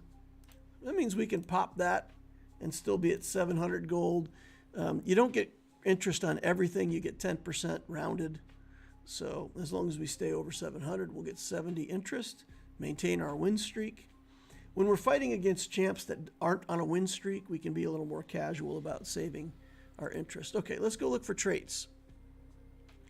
If we take a 5-cost trait, that means we can only take 3-cost traits in the other slots. So Aggregated Outbreak, Shadow Dancer. We got to reroll this garbage. I'll take Exsanguinate, I guess. Aggregated Outbreak. Aggregated Outbreak is too good to pass up, though. If we can get that locked in early on, it'll be pretty good. Okay, who are we fighting next? Calvin? Calvin is a 1-dot champion. Let's just keep hammering. You know, things come up that have the hammer picture on them. We're going to take that. Let's re-roll it and just keep hammering. Hammer skills only cost us 70 gold, right? So filling up a little bit of everything. We'll take Antidote here, even though it's not hammering. Modification keeps us alive a little longer. Now we can get back into hammering, I think. Curse Formation will take. And, okay, we'll probably take the drones. 700 again. Aggregated outbreak is offered to us again. That is, we got it. We filled aggregated outbreak early. Extra, every 25 poison stacks deals an extra 0.3% of their max health. So now, even though I was leaving toxin out, I actually do have to start clicking on toxin stuff now. I've got to get some toxin. Because we got to get that aggregated outbreak damage. Okay, when you reach level 10, get 800 gold. That sounds good to me. I can reach level 10 right now. We'll just start clicking buttons. Inner fire and crit is what's going to get us. I think we'll take the inner fire here. A little more inner fire stuff. Crit is here. Crit poison is fine. Revival breath. Death erosion. Let's take that. Okay. And then let's re-roll here. We get to keep hammering. We've got 1,000 gold. This is fantastic. All right, here's the undefeated monkey. So it's Fireface against Fireface. And look at vulnerable damage, guys. Poison damage is down here. Vulnerable damage is 61% of what we do. Nice. Here's another Exsanguinate. If you can finish Exsanguinate early, it's nice, but in this particular round, it's not that good. But I'll still take it. I'll still take it. All right, 1470. I'm going to spend. We'll take poison here. Cremation I want. I will take the frozen business. Back to vulnerable. Healing suppression. More healing suppression. Reroll that. And we don't get hammering on anything, hardly anything that round. We've made 480 gold with our hammering, so it still actually hasn't paid itself off. The first slot is worth 500 to 600 gold. But, you know, by the end of it, we should see like, 800, 900 gold here. So it's one of those things that pays off slowly, but you end up getting more value out of it than you would out of a lot of the other skills. Okay. We need poison. We've got a little bit of healing. Mech wouldn't be bad. Mech wouldn't be bad. I'm guessing that we're going to be left with health here. They may even leave us with vulnerable, though, because nobody picked vulnerable last time around, right? Oh, we can get another vulnerable. That'll take us to 40. Oof. And we've already got the ult for that. Shadow dancing. Every time we do an ult, our attack damage goes up now. Life plunder is a type of damage. Mech. I like mech now. I like mech. Healing suppression. More damage sources. When you play vulnerable, everything that you can do to give yourself more damage sources is good. Let's re-roll the... Oh, wow. Everything's health. There's another Exsanguinate. There's another Spirit Focus. Here's a re-roll. We've only got 2 skills, so we could take Ruby here. Sure, why not? Gives us another skill that we can click on. Okay. I think I like Life Plunder better than Life Source here. Preemptive Pain. Corrosive Curse is probably better. Corrosive Curse increases all the damage we do by the amount of vulnerable skills we have, which is a lot. Reroll this. Bloody Curse or Healing Suppression. Healing Suppression 60% is too good. Let's take it right now. Let's not even wait. It'll cost us 10 on interest, but I don't care. We're on a monster fight anyway, so we'll get a little extra gold injected here. I keep saying I want to go for some toxin, but I didn't get any toxin. I'm not getting offered many toxin skills, it doesn't seem like.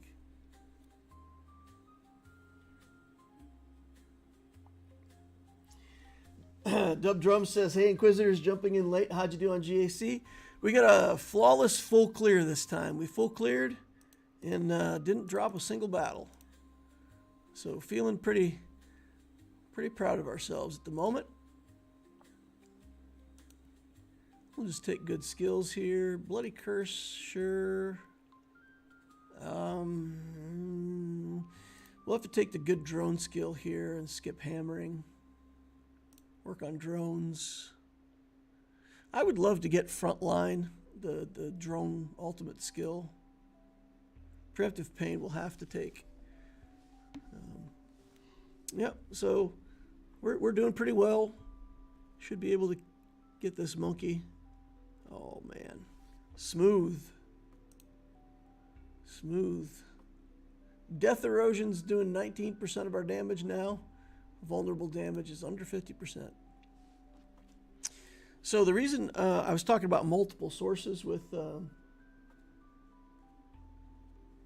vulnerable. So vulnerable stacks, however many stacks when you deal damage to your opponent, it triggers true damage equal to that number. We could take heal here. Sure, why not? So if you've got 53 vulnerable stacks, it does 53 true damage instantly. And then the stacks of vulnerable decay, they reduce. I think it's cut in half. So then you end up with this situation where it also decays once every second.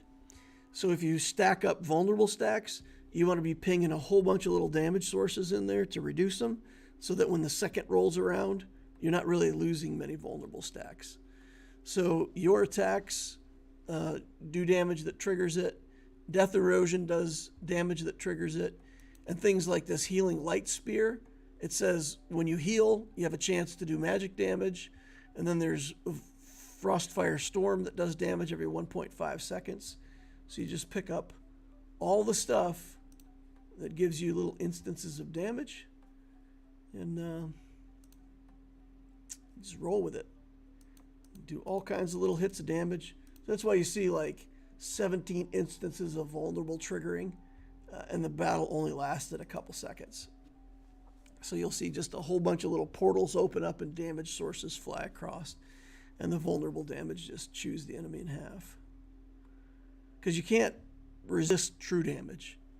You know, it's goes right past armor and shield and everything, just like it does in Galaxy of Heroes. Shield offsets vulnerable, so 10 shields will offset 10 vulnerable. I think we actually want poison here. Oh, he got it. I'll take vulnerable. I don't care. Keep stacking.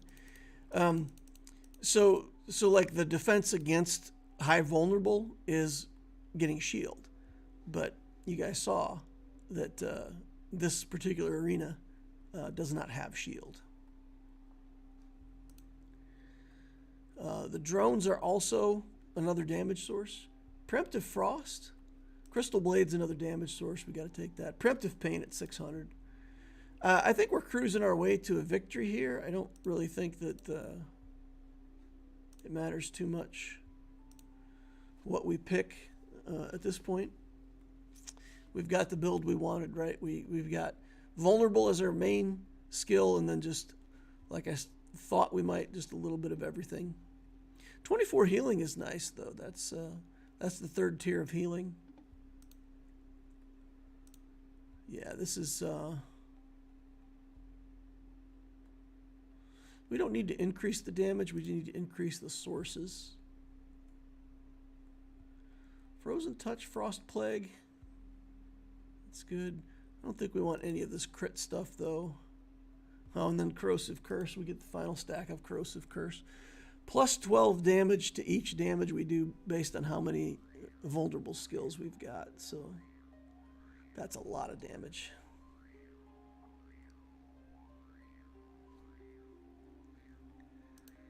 Vulnerable's back up over half. And when we get that preemptive craziness. Corrosive Curse here.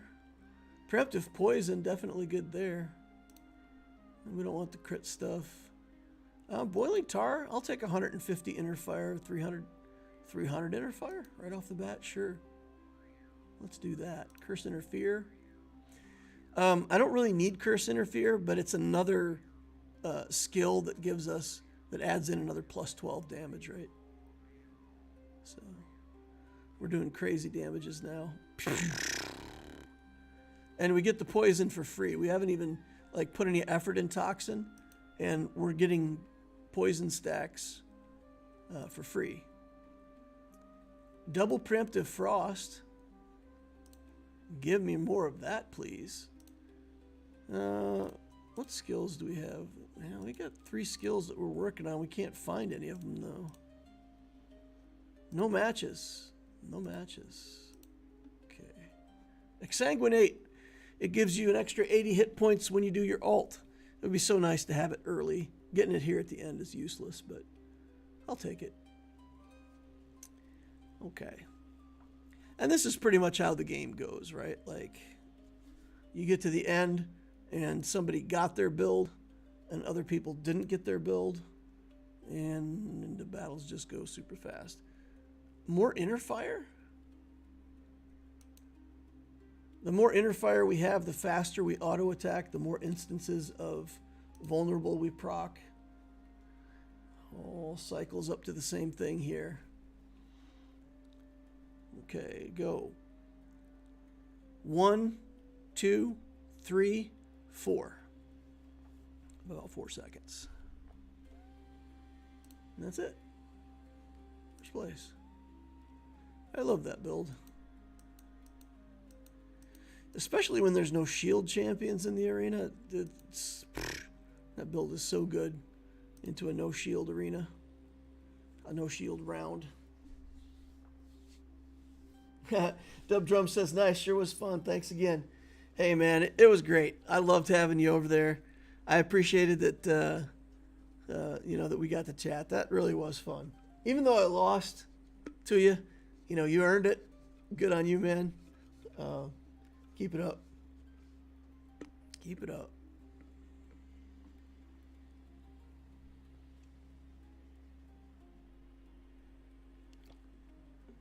All right.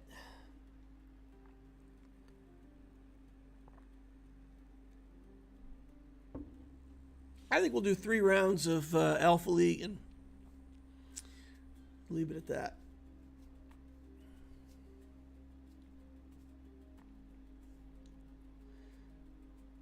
Mike Armstrong took off. Thanks for the stream deal. Good luck. Got to dip a bit early tonight. All right. Well, it's too late. He probably already dipped, but nice having you on. See you around. You know what? I should have done a giveaway for May 4th. I didn't even think about it. I haven't done a giveaway like in a month or two. I probably should do a giveaway, shouldn't I? Ooh, I know what I'll do. I'll announce the giveaway and then I'll actually give the giveaway during the Alpha League stream. I'll have it finish out during Alpha League. All right, Vulnerable is out and Shield is in. We've got Spell and Healing.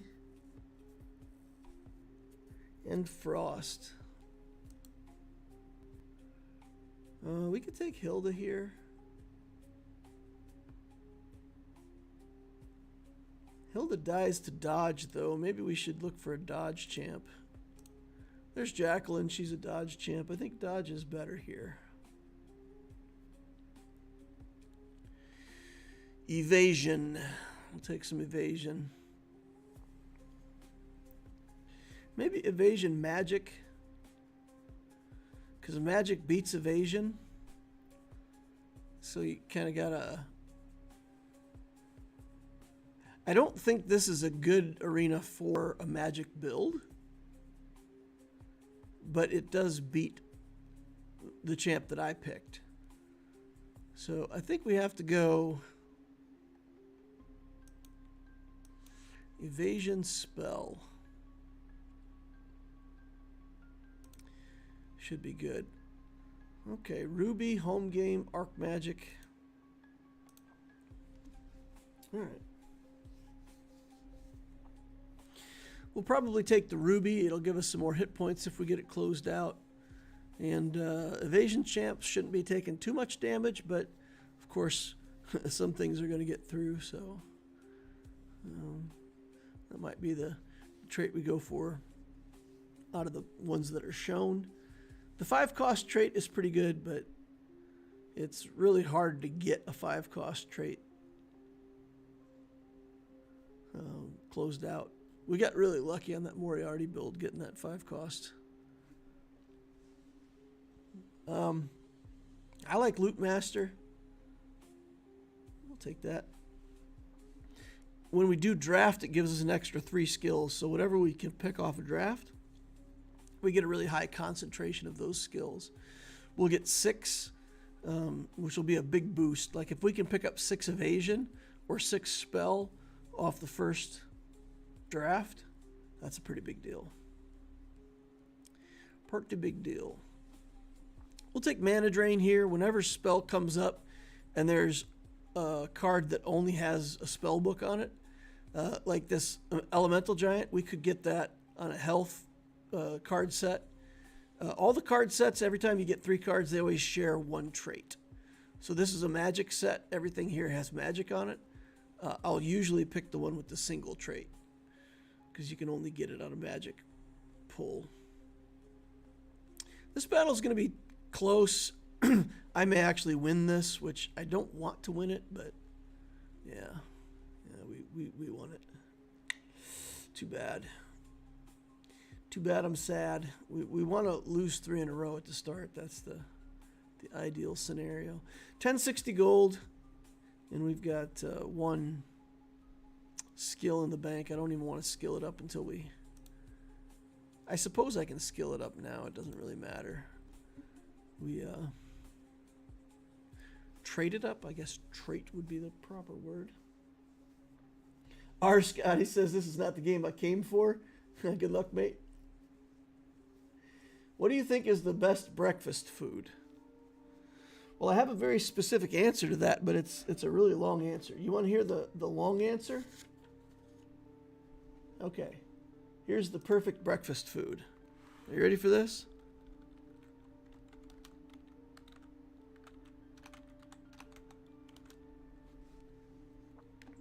Okay, I picked next, and it looks like I can get evasion. Nice. 6 evasion.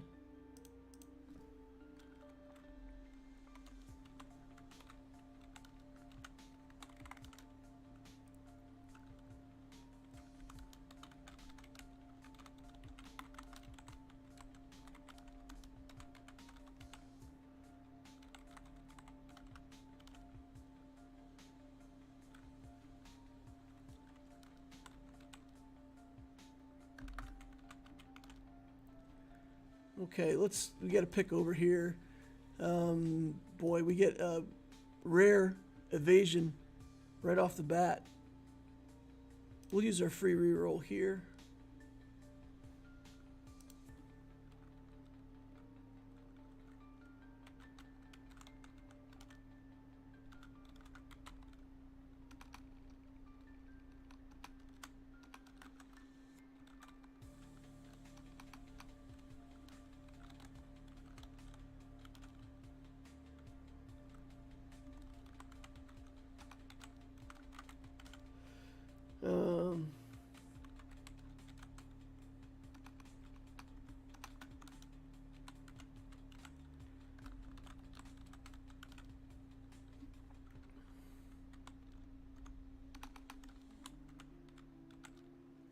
Okay, got to get back here and pick. We'll take some mech. I don't mind mech too much here. Modification gives me hit points. Sure, I'll keep collecting interest. We're on a losing streak, so I'll keep collecting interest.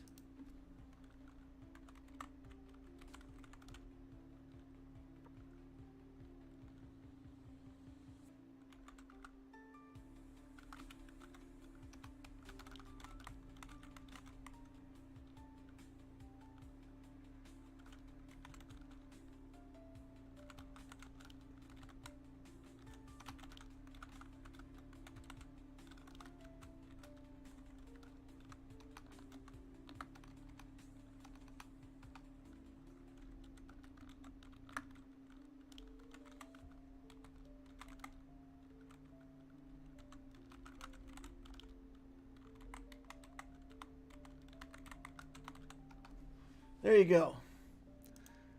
That's my breakfast.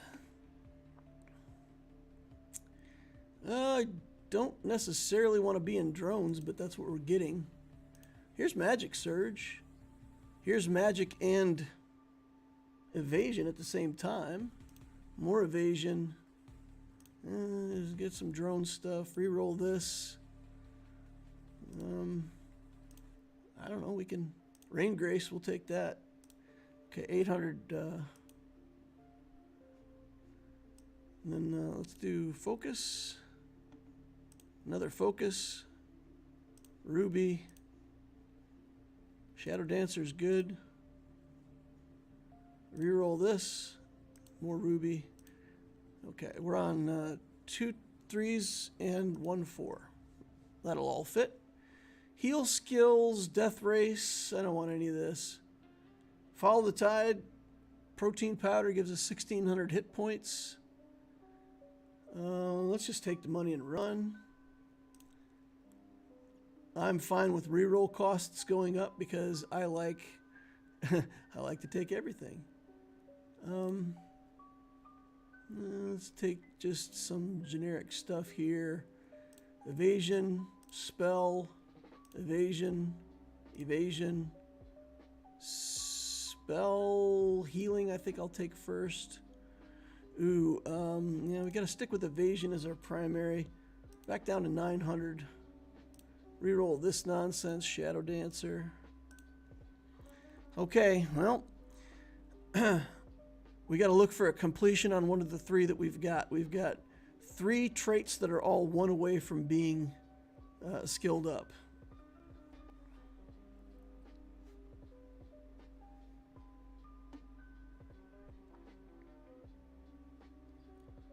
All right. So Treat Hanks, there's your answer. There's your answer. The long version. Self-Healing Body's not bad. Undying Shield's not bad. We'll just take that. For the level ups, Evasion Training again. It's the solo evasion skill, so we're going to take it. Shield Interfere, I want. Frostfire Storm's a damage source. Undying Body. Okay, we're at 600 gold. Let's get our traits. See if we can finish something. I think I want the Ruby finished first. Shadow Dancer, we finished 2 of them. Back to back. Nice. Okay. Probably need a little bit more healing against the opponents that we've got here. I think we've got the damage is coming along. We're doing okay with Evasion. But Spell doesn't actually give you much until you get a lot of Spell. So, ooh, yeah, I think we're going to take Evasion again here. Take us up to 28 Evasion. Again, we got 3 extra skills off of that. What do we got left here? A 3? Let's go ahead and start doing Instinctive. Rebirth, this is more healing. That'll be good for us. Hex, Magic Surge. Let's take the Magic Surge first and we'll take the Hex later. Mana Spring is a solo. I don't mind a little bit of mech again. We'll reroll the health. Sit on 400 gold. Perception. I don't want any of this. We'll discard it. Okay, now we're fighting against this Frost Champ. Our attacks are slowed down. Our damage is coming mainly from stacking with the ult. So every time we do an ult, we get an extra 30 attack damage. So by the time we're doing our, third or fourth ult, we're hitting for a lot with the Shadow Blade. Healing Suppression I'll take. I almost always like to take that. I don't want Life Plunder. I do want Life Plunder, but I have to focus. We've got to get Evasion and Spell kind of only until we get that figured out. And here's an example with this 90 reroll cost. don't really want what's offered here, but I can't afford to re-roll it, it's fine. You know, we sit on the 440 gold, and we'll let it ride. My evasion is getting up there. You can see there's a lot of misses. I would love to get my third Rain Grace so that I can dodge magic damage at 100% my dodge rate. Right now I can only dodge it at 50% of my evasion chance. Still gives me a good chance to evade magic, but that third Rain Grace is a big deal.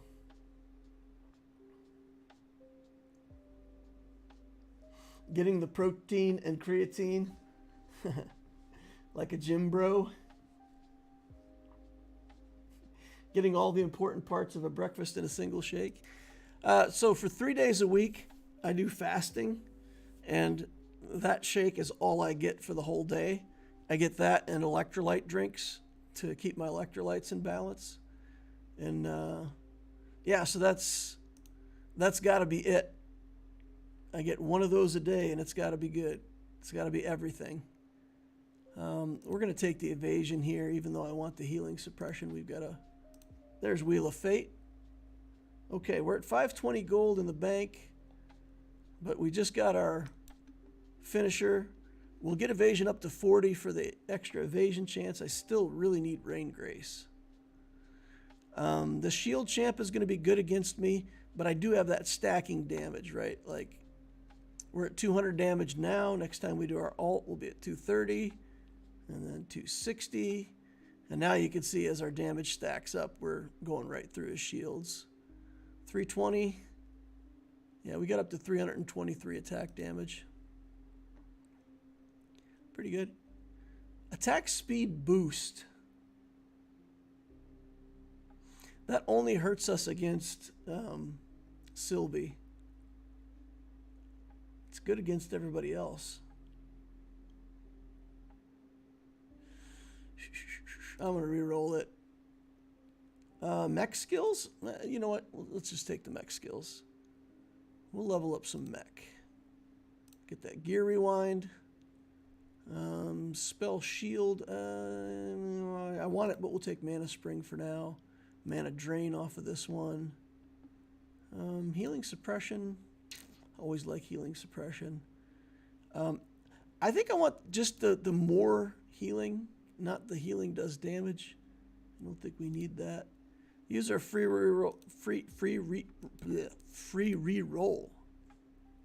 Having a hard time getting the words to come out of my face. Oh, wow. Okay. So now our passive, each second we gain 1% crit and evasion. And now it'll go off every 0.7 seconds. So we'll stack up basically a third faster on those skills. So it's nice. We really need some more of our rare evasion skills, though. We really need that third Rain Grace. Start focusing on that. But, you know, I can't do rerolls because I increased my reroll cost by a lot. Mana Shield, finally, or Mana Spring? I think Mana Spring, we just keep going for more ults. I don't really want any of this. Inner Fire. We'll take the healing one, sure. It's not bad. It's not bad. Flying Shield. Flying Shield will get us another shield skill, and we could take Iron Skin. Wouldn't be bad. How many shield skills do we have? 6, 7, 8. Delays our Rain Grace, though. Delays us getting to 40 evasion. Can't do it.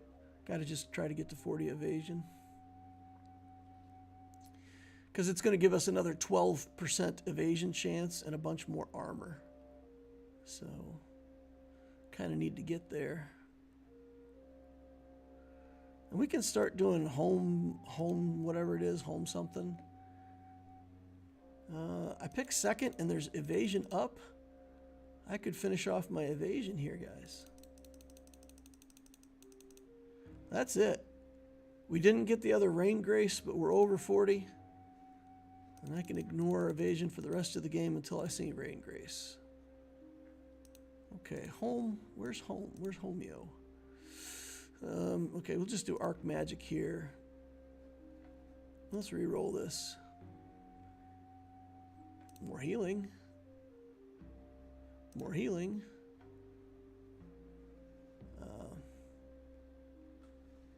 Yeah, we'll sit on 210 gold and we'll re-roll that.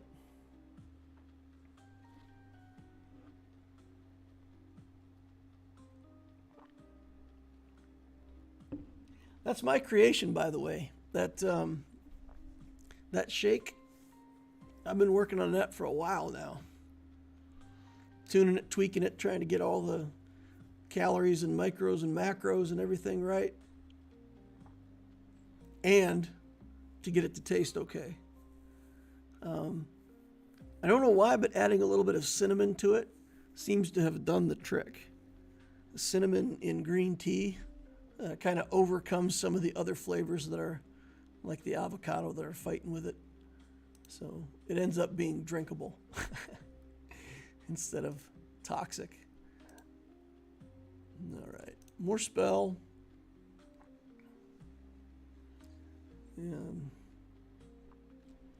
Keeps giving me health. I keep getting stuck on health. Save 300 gold, reroll. Do it again.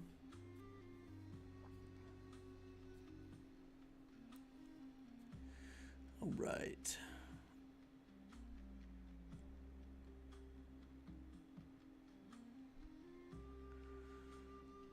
Okay, this champion. I don't know if she's got evasion or yeah, it's a ton of evasion. I see a bunch of misses coming up. So evasion and healing, but we've got a little bit better evasion and healing. So off we go.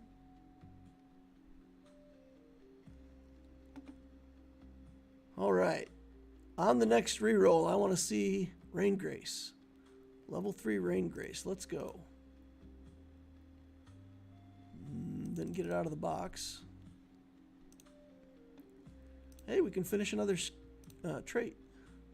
Preemptive Frost. Yeah, we'll just take anti-freezing to get that off our screen. This mech. Shield Interfere I like.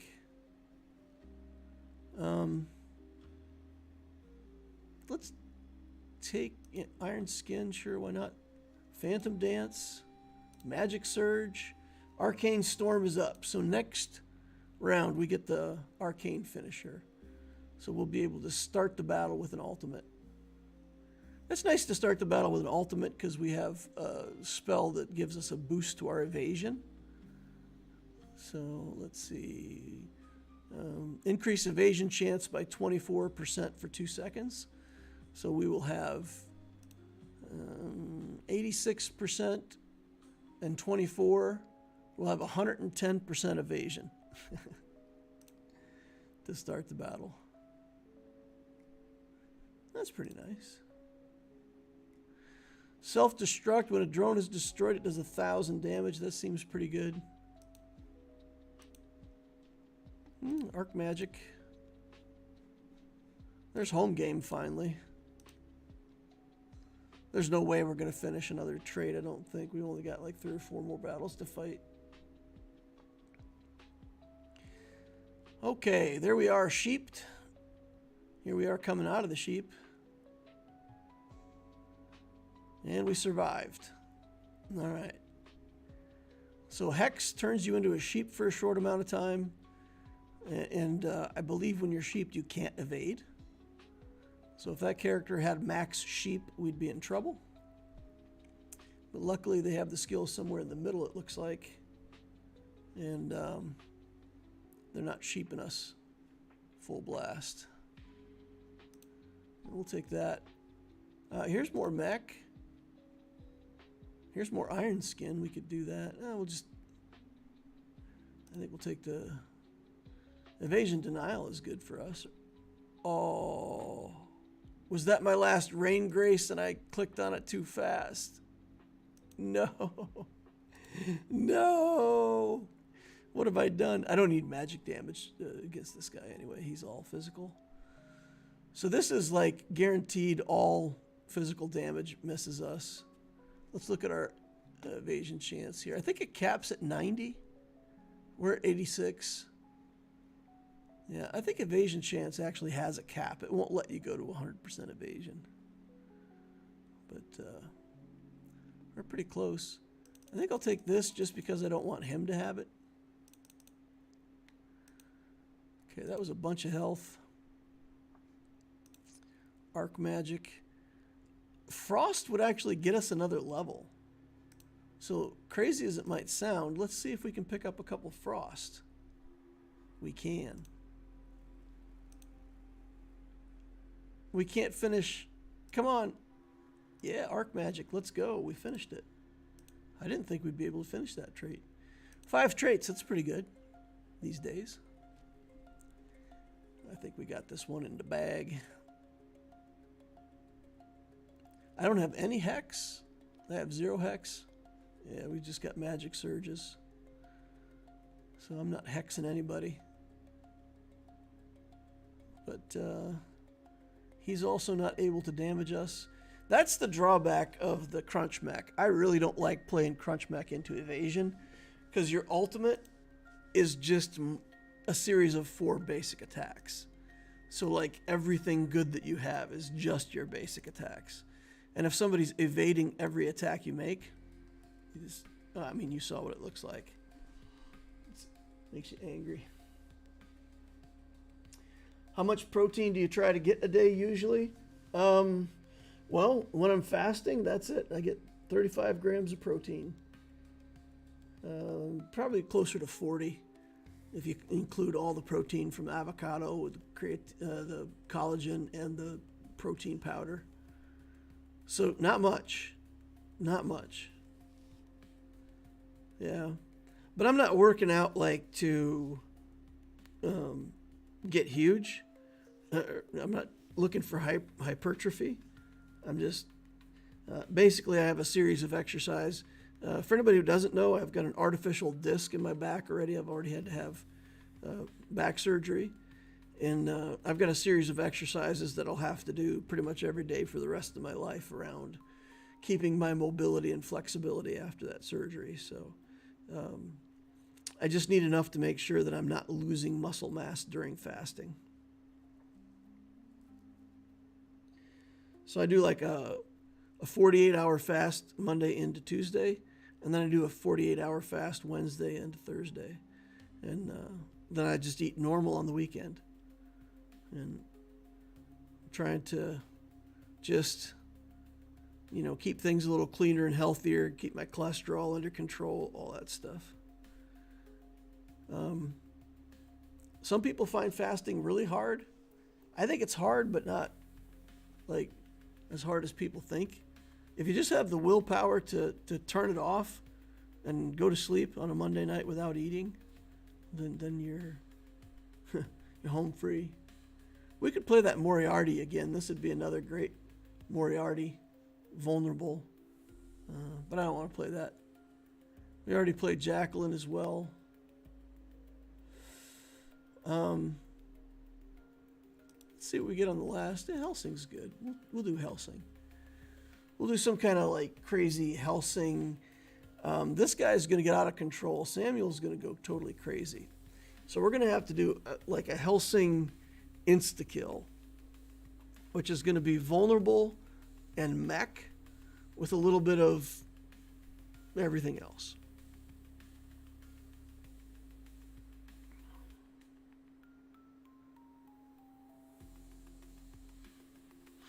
And that'll be the ticket. Helsing is lose a lot champion, so we will probably end up like 14 health before we turn this around and start winning. So I'm just going to get my artifacts, collect interest, go on a big losing streak. If we get the right artifacts or the right skills, I mean, Helsing can take off faster, but he's on a really steep curve. His abilities are based on when the enemy is vulnerable, things happen. We're actually going to want to take mech shield would be good.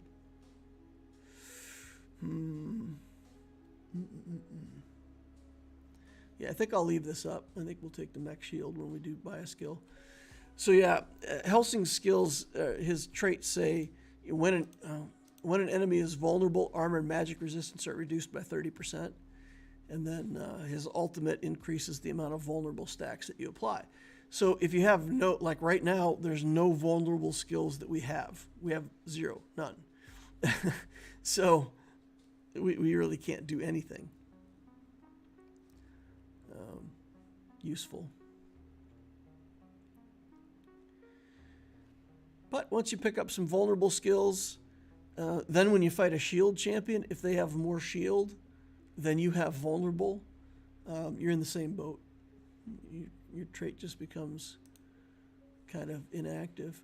A legendary, shield legendary wouldn't be great for us. Evasion, inner fire could be good. Toxin would be, there's 3 alts that we can't use, so we'll take Loot Master. And we'll hope that we get to pick first on the carousel and grab vulnerable. Grab 6 skills off of that draft, that would be nice. Otherwise, let's just sit back, hold our everything, and wait for the draft. Is there a particular reason that I fast? I just need to, boy, that's kind of a personal thing, but I'll tell you. So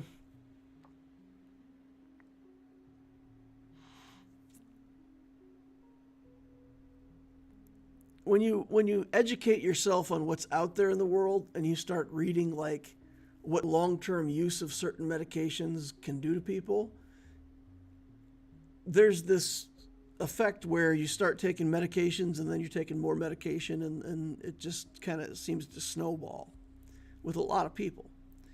So my doctor put me on half of a blood pressure pill. Half. And I'm like, if I only have to take half of a blood pressure pill, like what would it take for me to not have to take it at all? And the answer is get your blood pressure down. So fasting helps me get my cholesterol down, get my blood pressure down, in the hopes that one day he will approve to take me off the medication entirely. And yeah, cholesterol is awful, and I like a lot of food with cholesterol in it. So if I want to eat a hamburger or a burrito on the weekend, I can, but then I got to pay it off, right? So basically I do fasting so that I can try to keep my blood chemistry under control and still give myself the freedom to enjoy food a little bit so I don't go crazy. So that's the whole answer. It's just kind of a personal thing. I want to see if I can get that all under control without medication, and it has me feeling better. I've lost some weight, so I think it's good overall. I've also shared with everybody that I take a freezing cold shower every morning. Like I wake up in the morning, I do my exercise routine, and then I take a shower that's as cold as the shower will go. And I feel like that's helping me too. Like, it's weird. There's a balance, there's a scale in your head. If you guys have heard anything about dopamine triggering and all that stuff, basically dopamine, your physical self is constantly trying to balance between pleasure and pain. So the things that give you pleasure trigger dopamine, and the things that give you pain, this is counterintuitive, but if you're suffering pain, your body responds by giving you a little bit of dopamine back to try to get back the balance. So instead of doing something fun to get the dopamine back, or to get the dopamine hit, if you do it the other way around instead, and you do something painful to get the dopamine afterward, it's more natural. And I'm telling you, that cold shower, like 10 minutes after I take the cold shower, I feel so good. I, I feel really, really good. Really good. And not like, not like, I can't think of a better analogy. It's not like you feel good like when you've had sex. It's like you feel good when you're satisfied, right? Like it's not a big hit of dopamine. It's more just like satisfaction. So I've been trying a bunch of these little like changing these things in my life, and I feel like helping. Have you tried olive oil spread instead of butter for cholesterol? Olive oil doesn't work in my smoothie. I did try olive oil because the butter, of course, has saturated fats. Olive oil has more unsaturated fats and is generally better for you. So that fat calorie content would be better coming from olive oil, but it throws off the taste a lot. When you're trying to drink something that tastes a bit like green tea and you can taste the olive oil in it, it doesn't work. Or at least it doesn't work for me. So yeah, olive oil would be better, but I had to kick it out of the blend. Let's take mech here. Curse Interfere, I think we'll take. We're down to 990 gold. We got a win somewhere in there, but we're generally losing. We're the 23 is the lowest life out of everybody in the arena right now, so we're the losingest champ at the moment. But usually at second draft, for sure we got to turn it around by second draft. So we'll get our second artifact here, and let's go. We got 3 in the works already, so let's reroll. Reroll. Match. Okay, so evasion chance. Ooh, I don't like any of this. Magic resistance. I don't want that. Attack speed. There's no frost, so attack speed is fine. It'll help us trigger more vulnerable stacks. Okay, we finished Shadow Dancer. We can take Exsanguinate, sure. We'll take more Exsanguinate. If we can finish that early, it's much better. Modification we'll take. Here we get, we're at 1,000. We did get a win though, so maybe we should start trying to turn it around here and go for a win streak. I'm a little too late. This champion doesn't have a lot of wins. Okay, we're stacking up the vulnerable, and eventually we overcame his shields. You can see, like, as soon as our vulnerable was more than his shields, his life bar just collapsed. Okay. All right, now we got to get ourselves to some mech. Let's do preemptive pain, so we have that on right from the start. Curse Surge we need. Reroll this. Antidote. We'll take some antidote. Moriarty is doing okay. He's not really doing better than us. Shield Surge. Mech with healing we'll take. Okay. Ruby. Nothing that we want there, right? Yeah, so let's just chuck it. And that'll take us to 800 gold. All right, we get the win here. We're on a 3-win streak now, so we probably ought to spend our money and kind of guarantee that we keep winning. And we went from being the champ in last place to being, what's that, 5th? 3rd. We're 3rd. 3rd most life. I want that mech. Give me that mech. All right, we got a bunch of mech there. 26 mech. That's good. We'll finish her off Ruby Crystal. That's nice. Gives us some more health. Take Arc Magic here. Start filling up another skill. Oh, wow. We get offered Death Erosion. Sweet. Evasion denial I will take. I will take evasion denial. Healing suppression. I don't think healing suppression is a thing for us in this arena. We should be doing so much vulnerable damage on this champ that we should overcome all healing. All right, we're at 240 gold. And we should kill people pretty fast now. We're getting mech bullets in there. We're getting, you know, speedier auto attacks because of the Gatling gun. So we did 35 touches on our vulnerable damage in that amount of time with death erosion, poison, normal attacks, drone attack. Only 5 hits on the drone attack. We need to get the second drone and get the mana skill on that maxed out, and then you'll watch people disappear in like 2 seconds. It's really amazing if we can get this maxed out. We'll do this. Oddly enough, let's do Tenacious. Let's re-roll the healing stuff. That's another damage source. We got to take it. And I don't think I want any of this health. We'll re-roll that next round. All right, we're pretty much all in on our money. We got to maintain our win streak, though. We're at 4 wins. And we'll get to 5 wins here. And I'll probably have to fight Trumped next. The guy who's down here, 29 life, full health, wins, flaming face. That'll probably be our next opponent. What's he got? He's got some healing. He didn't get really good artifacts. He got okay artifacts. He's got a little bit of a barrel build too. A lot of different things.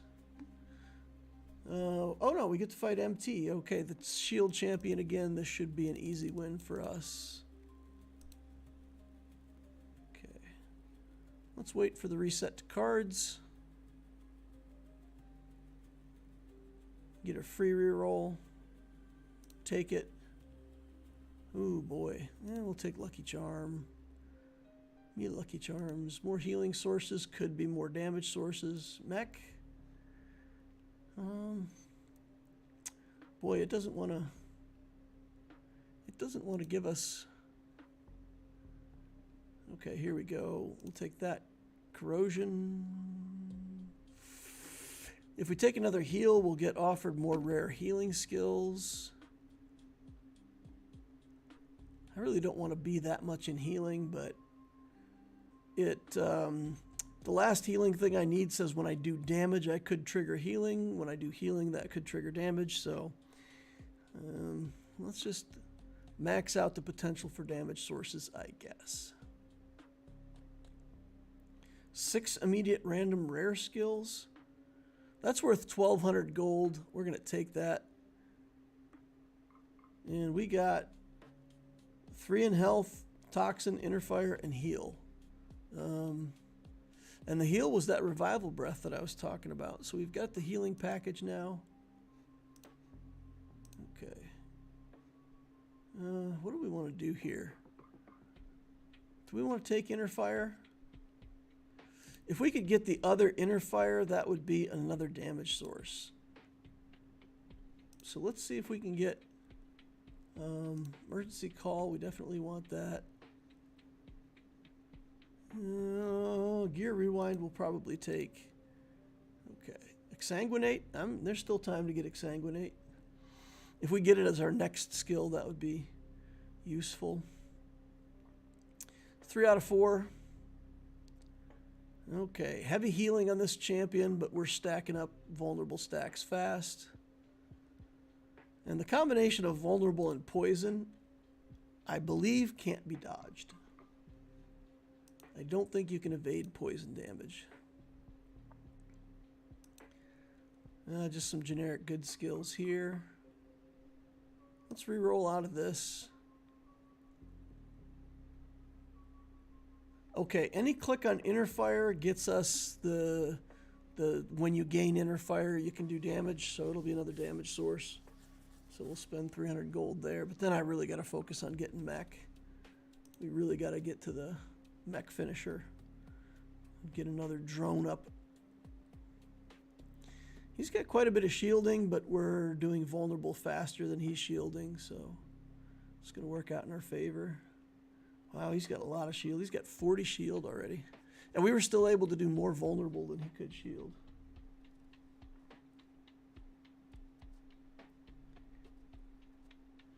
Treat says, I used to take cold showers, but I found it was harder to get out of bed and put myself into the shower early mornings. Honestly, the thought is worse than the feeling. 100%. I agree with that 100%. The thought of the cold shower is worse than the feeling. I can agree to that.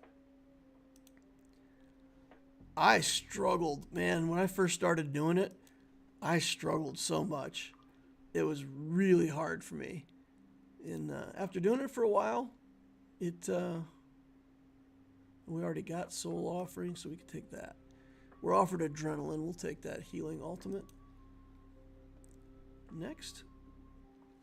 Yeah, so when I first did it, man, I had to do breathing exercises and everything, and it was hard. And now it's not even a thing, you know. I've been doing it, what? Oh, holy cow. I started it back in November of last year, end of October, beginning of November, I think. So that's like 7 months already. Time flies. Wow. All right. He actually was competing with us, but at Half-Life, we got us another drone out. And when we pulled out that extra drone, we just took the battle over. Because he was done with his burst damage and he didn't have any more of his shields left. Damage reflection would be good here, but I want to finish mech. I really want to finish mech.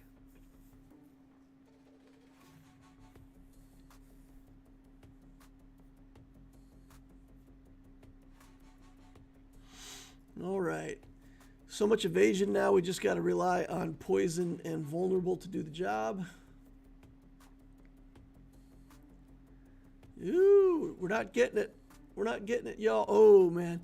So we got down to the healing alt, and when it triggered the burst of healing, we managed to kill her during that period. Is she already at 40 evasion? Yeah, she's way over 40. Okay. So that's pretty much her final form. She's not going to be more dangerous than that next time we see her, for example. Oh, man. Mech. But I gotta take Corrosive Curse. I gotta take it there. Iron Skin.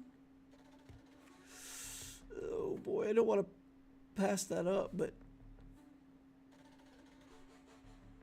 oh, I really want mech. And we were offered evasion and not evasion denial.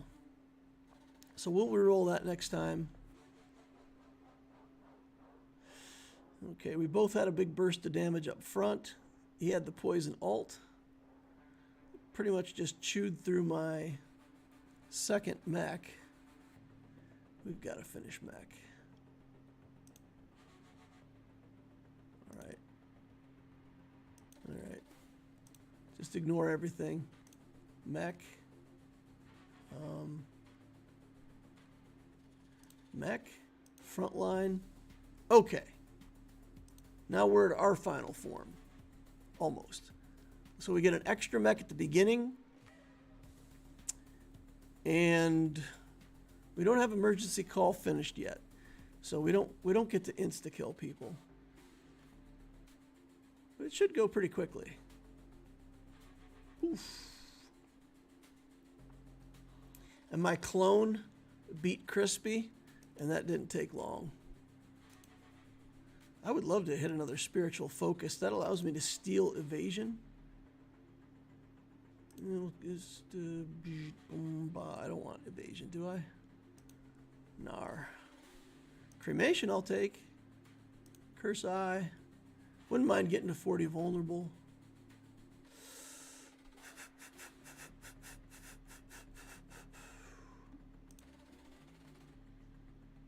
Reroll. We got it. We got it. We can steal her evasion now. Next time we fight her. Well, we won't be fighting her next time because that's it.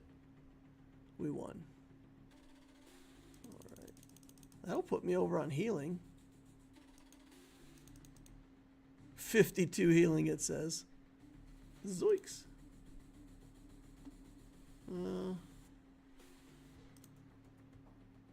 Damage reflection. One more vulnerable would do it.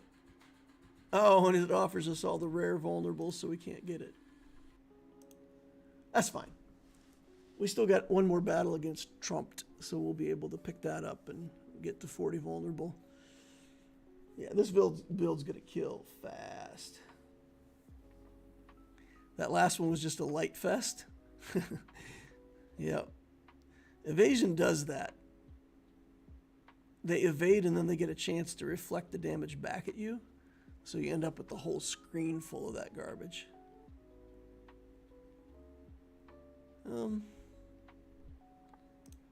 Let's just take Preemptive Pain. Oh, get offered Curse Formation at a higher level. We'll take that too.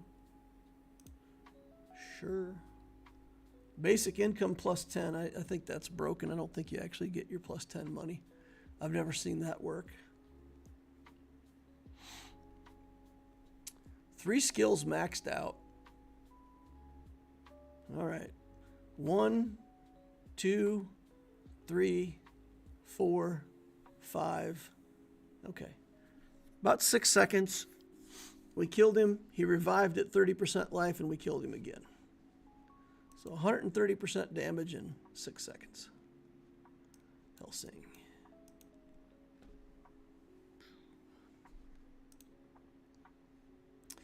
He was one of my favorite champions starting out. The last patch before this one, he was awful. And this patch, he's back again. He's back again. Alrighty, guys, I'm going to wrap it up there. Well, we played 3 games, 3 first places, I think. Is that what we did? Yeah, we got Moriarty, Jacqueline. I think this is funny. The champion, library, heroes. Look at her nickname. Jacqueline, the Ripper. So she is literally Jack the Ripper. They just called her Jacqueline the Ripper, so it wouldn't be politically incorrect. But every time I play her, I just think, yeah, I'm on to you. I know it's Jack the Ripper. Still in 3rd place. How far is 2nd place? Galaxy, oh wow, we're Galaxy 3 and 2nd place is Galaxy 1 already. Drux is already Cosmic. Yeah. So we'll be at 3rd place or lower for a long time. Alrighty, guys, appreciate y'all. Thanks for coming, hanging out, watching. Please remember to use your like saber on the way out if you didn't use it on the way in. This is how you carve a like button. Quick, easy, get it done. Subscribe to the channel. Notification bell tells you when I'm doing my live streams for Star Wars Galaxy of Heroes, usually followed by an Alpha League stream. Then, you know, we got the Discord community. It's a fun place to hang out. If I do giveaways, those giveaways occur on the Discord channel, so you'll want to be part of that so you can participate in the giveaways if they happen. So hope to see you over there. Thank you all for watching. See you in the next Holocron.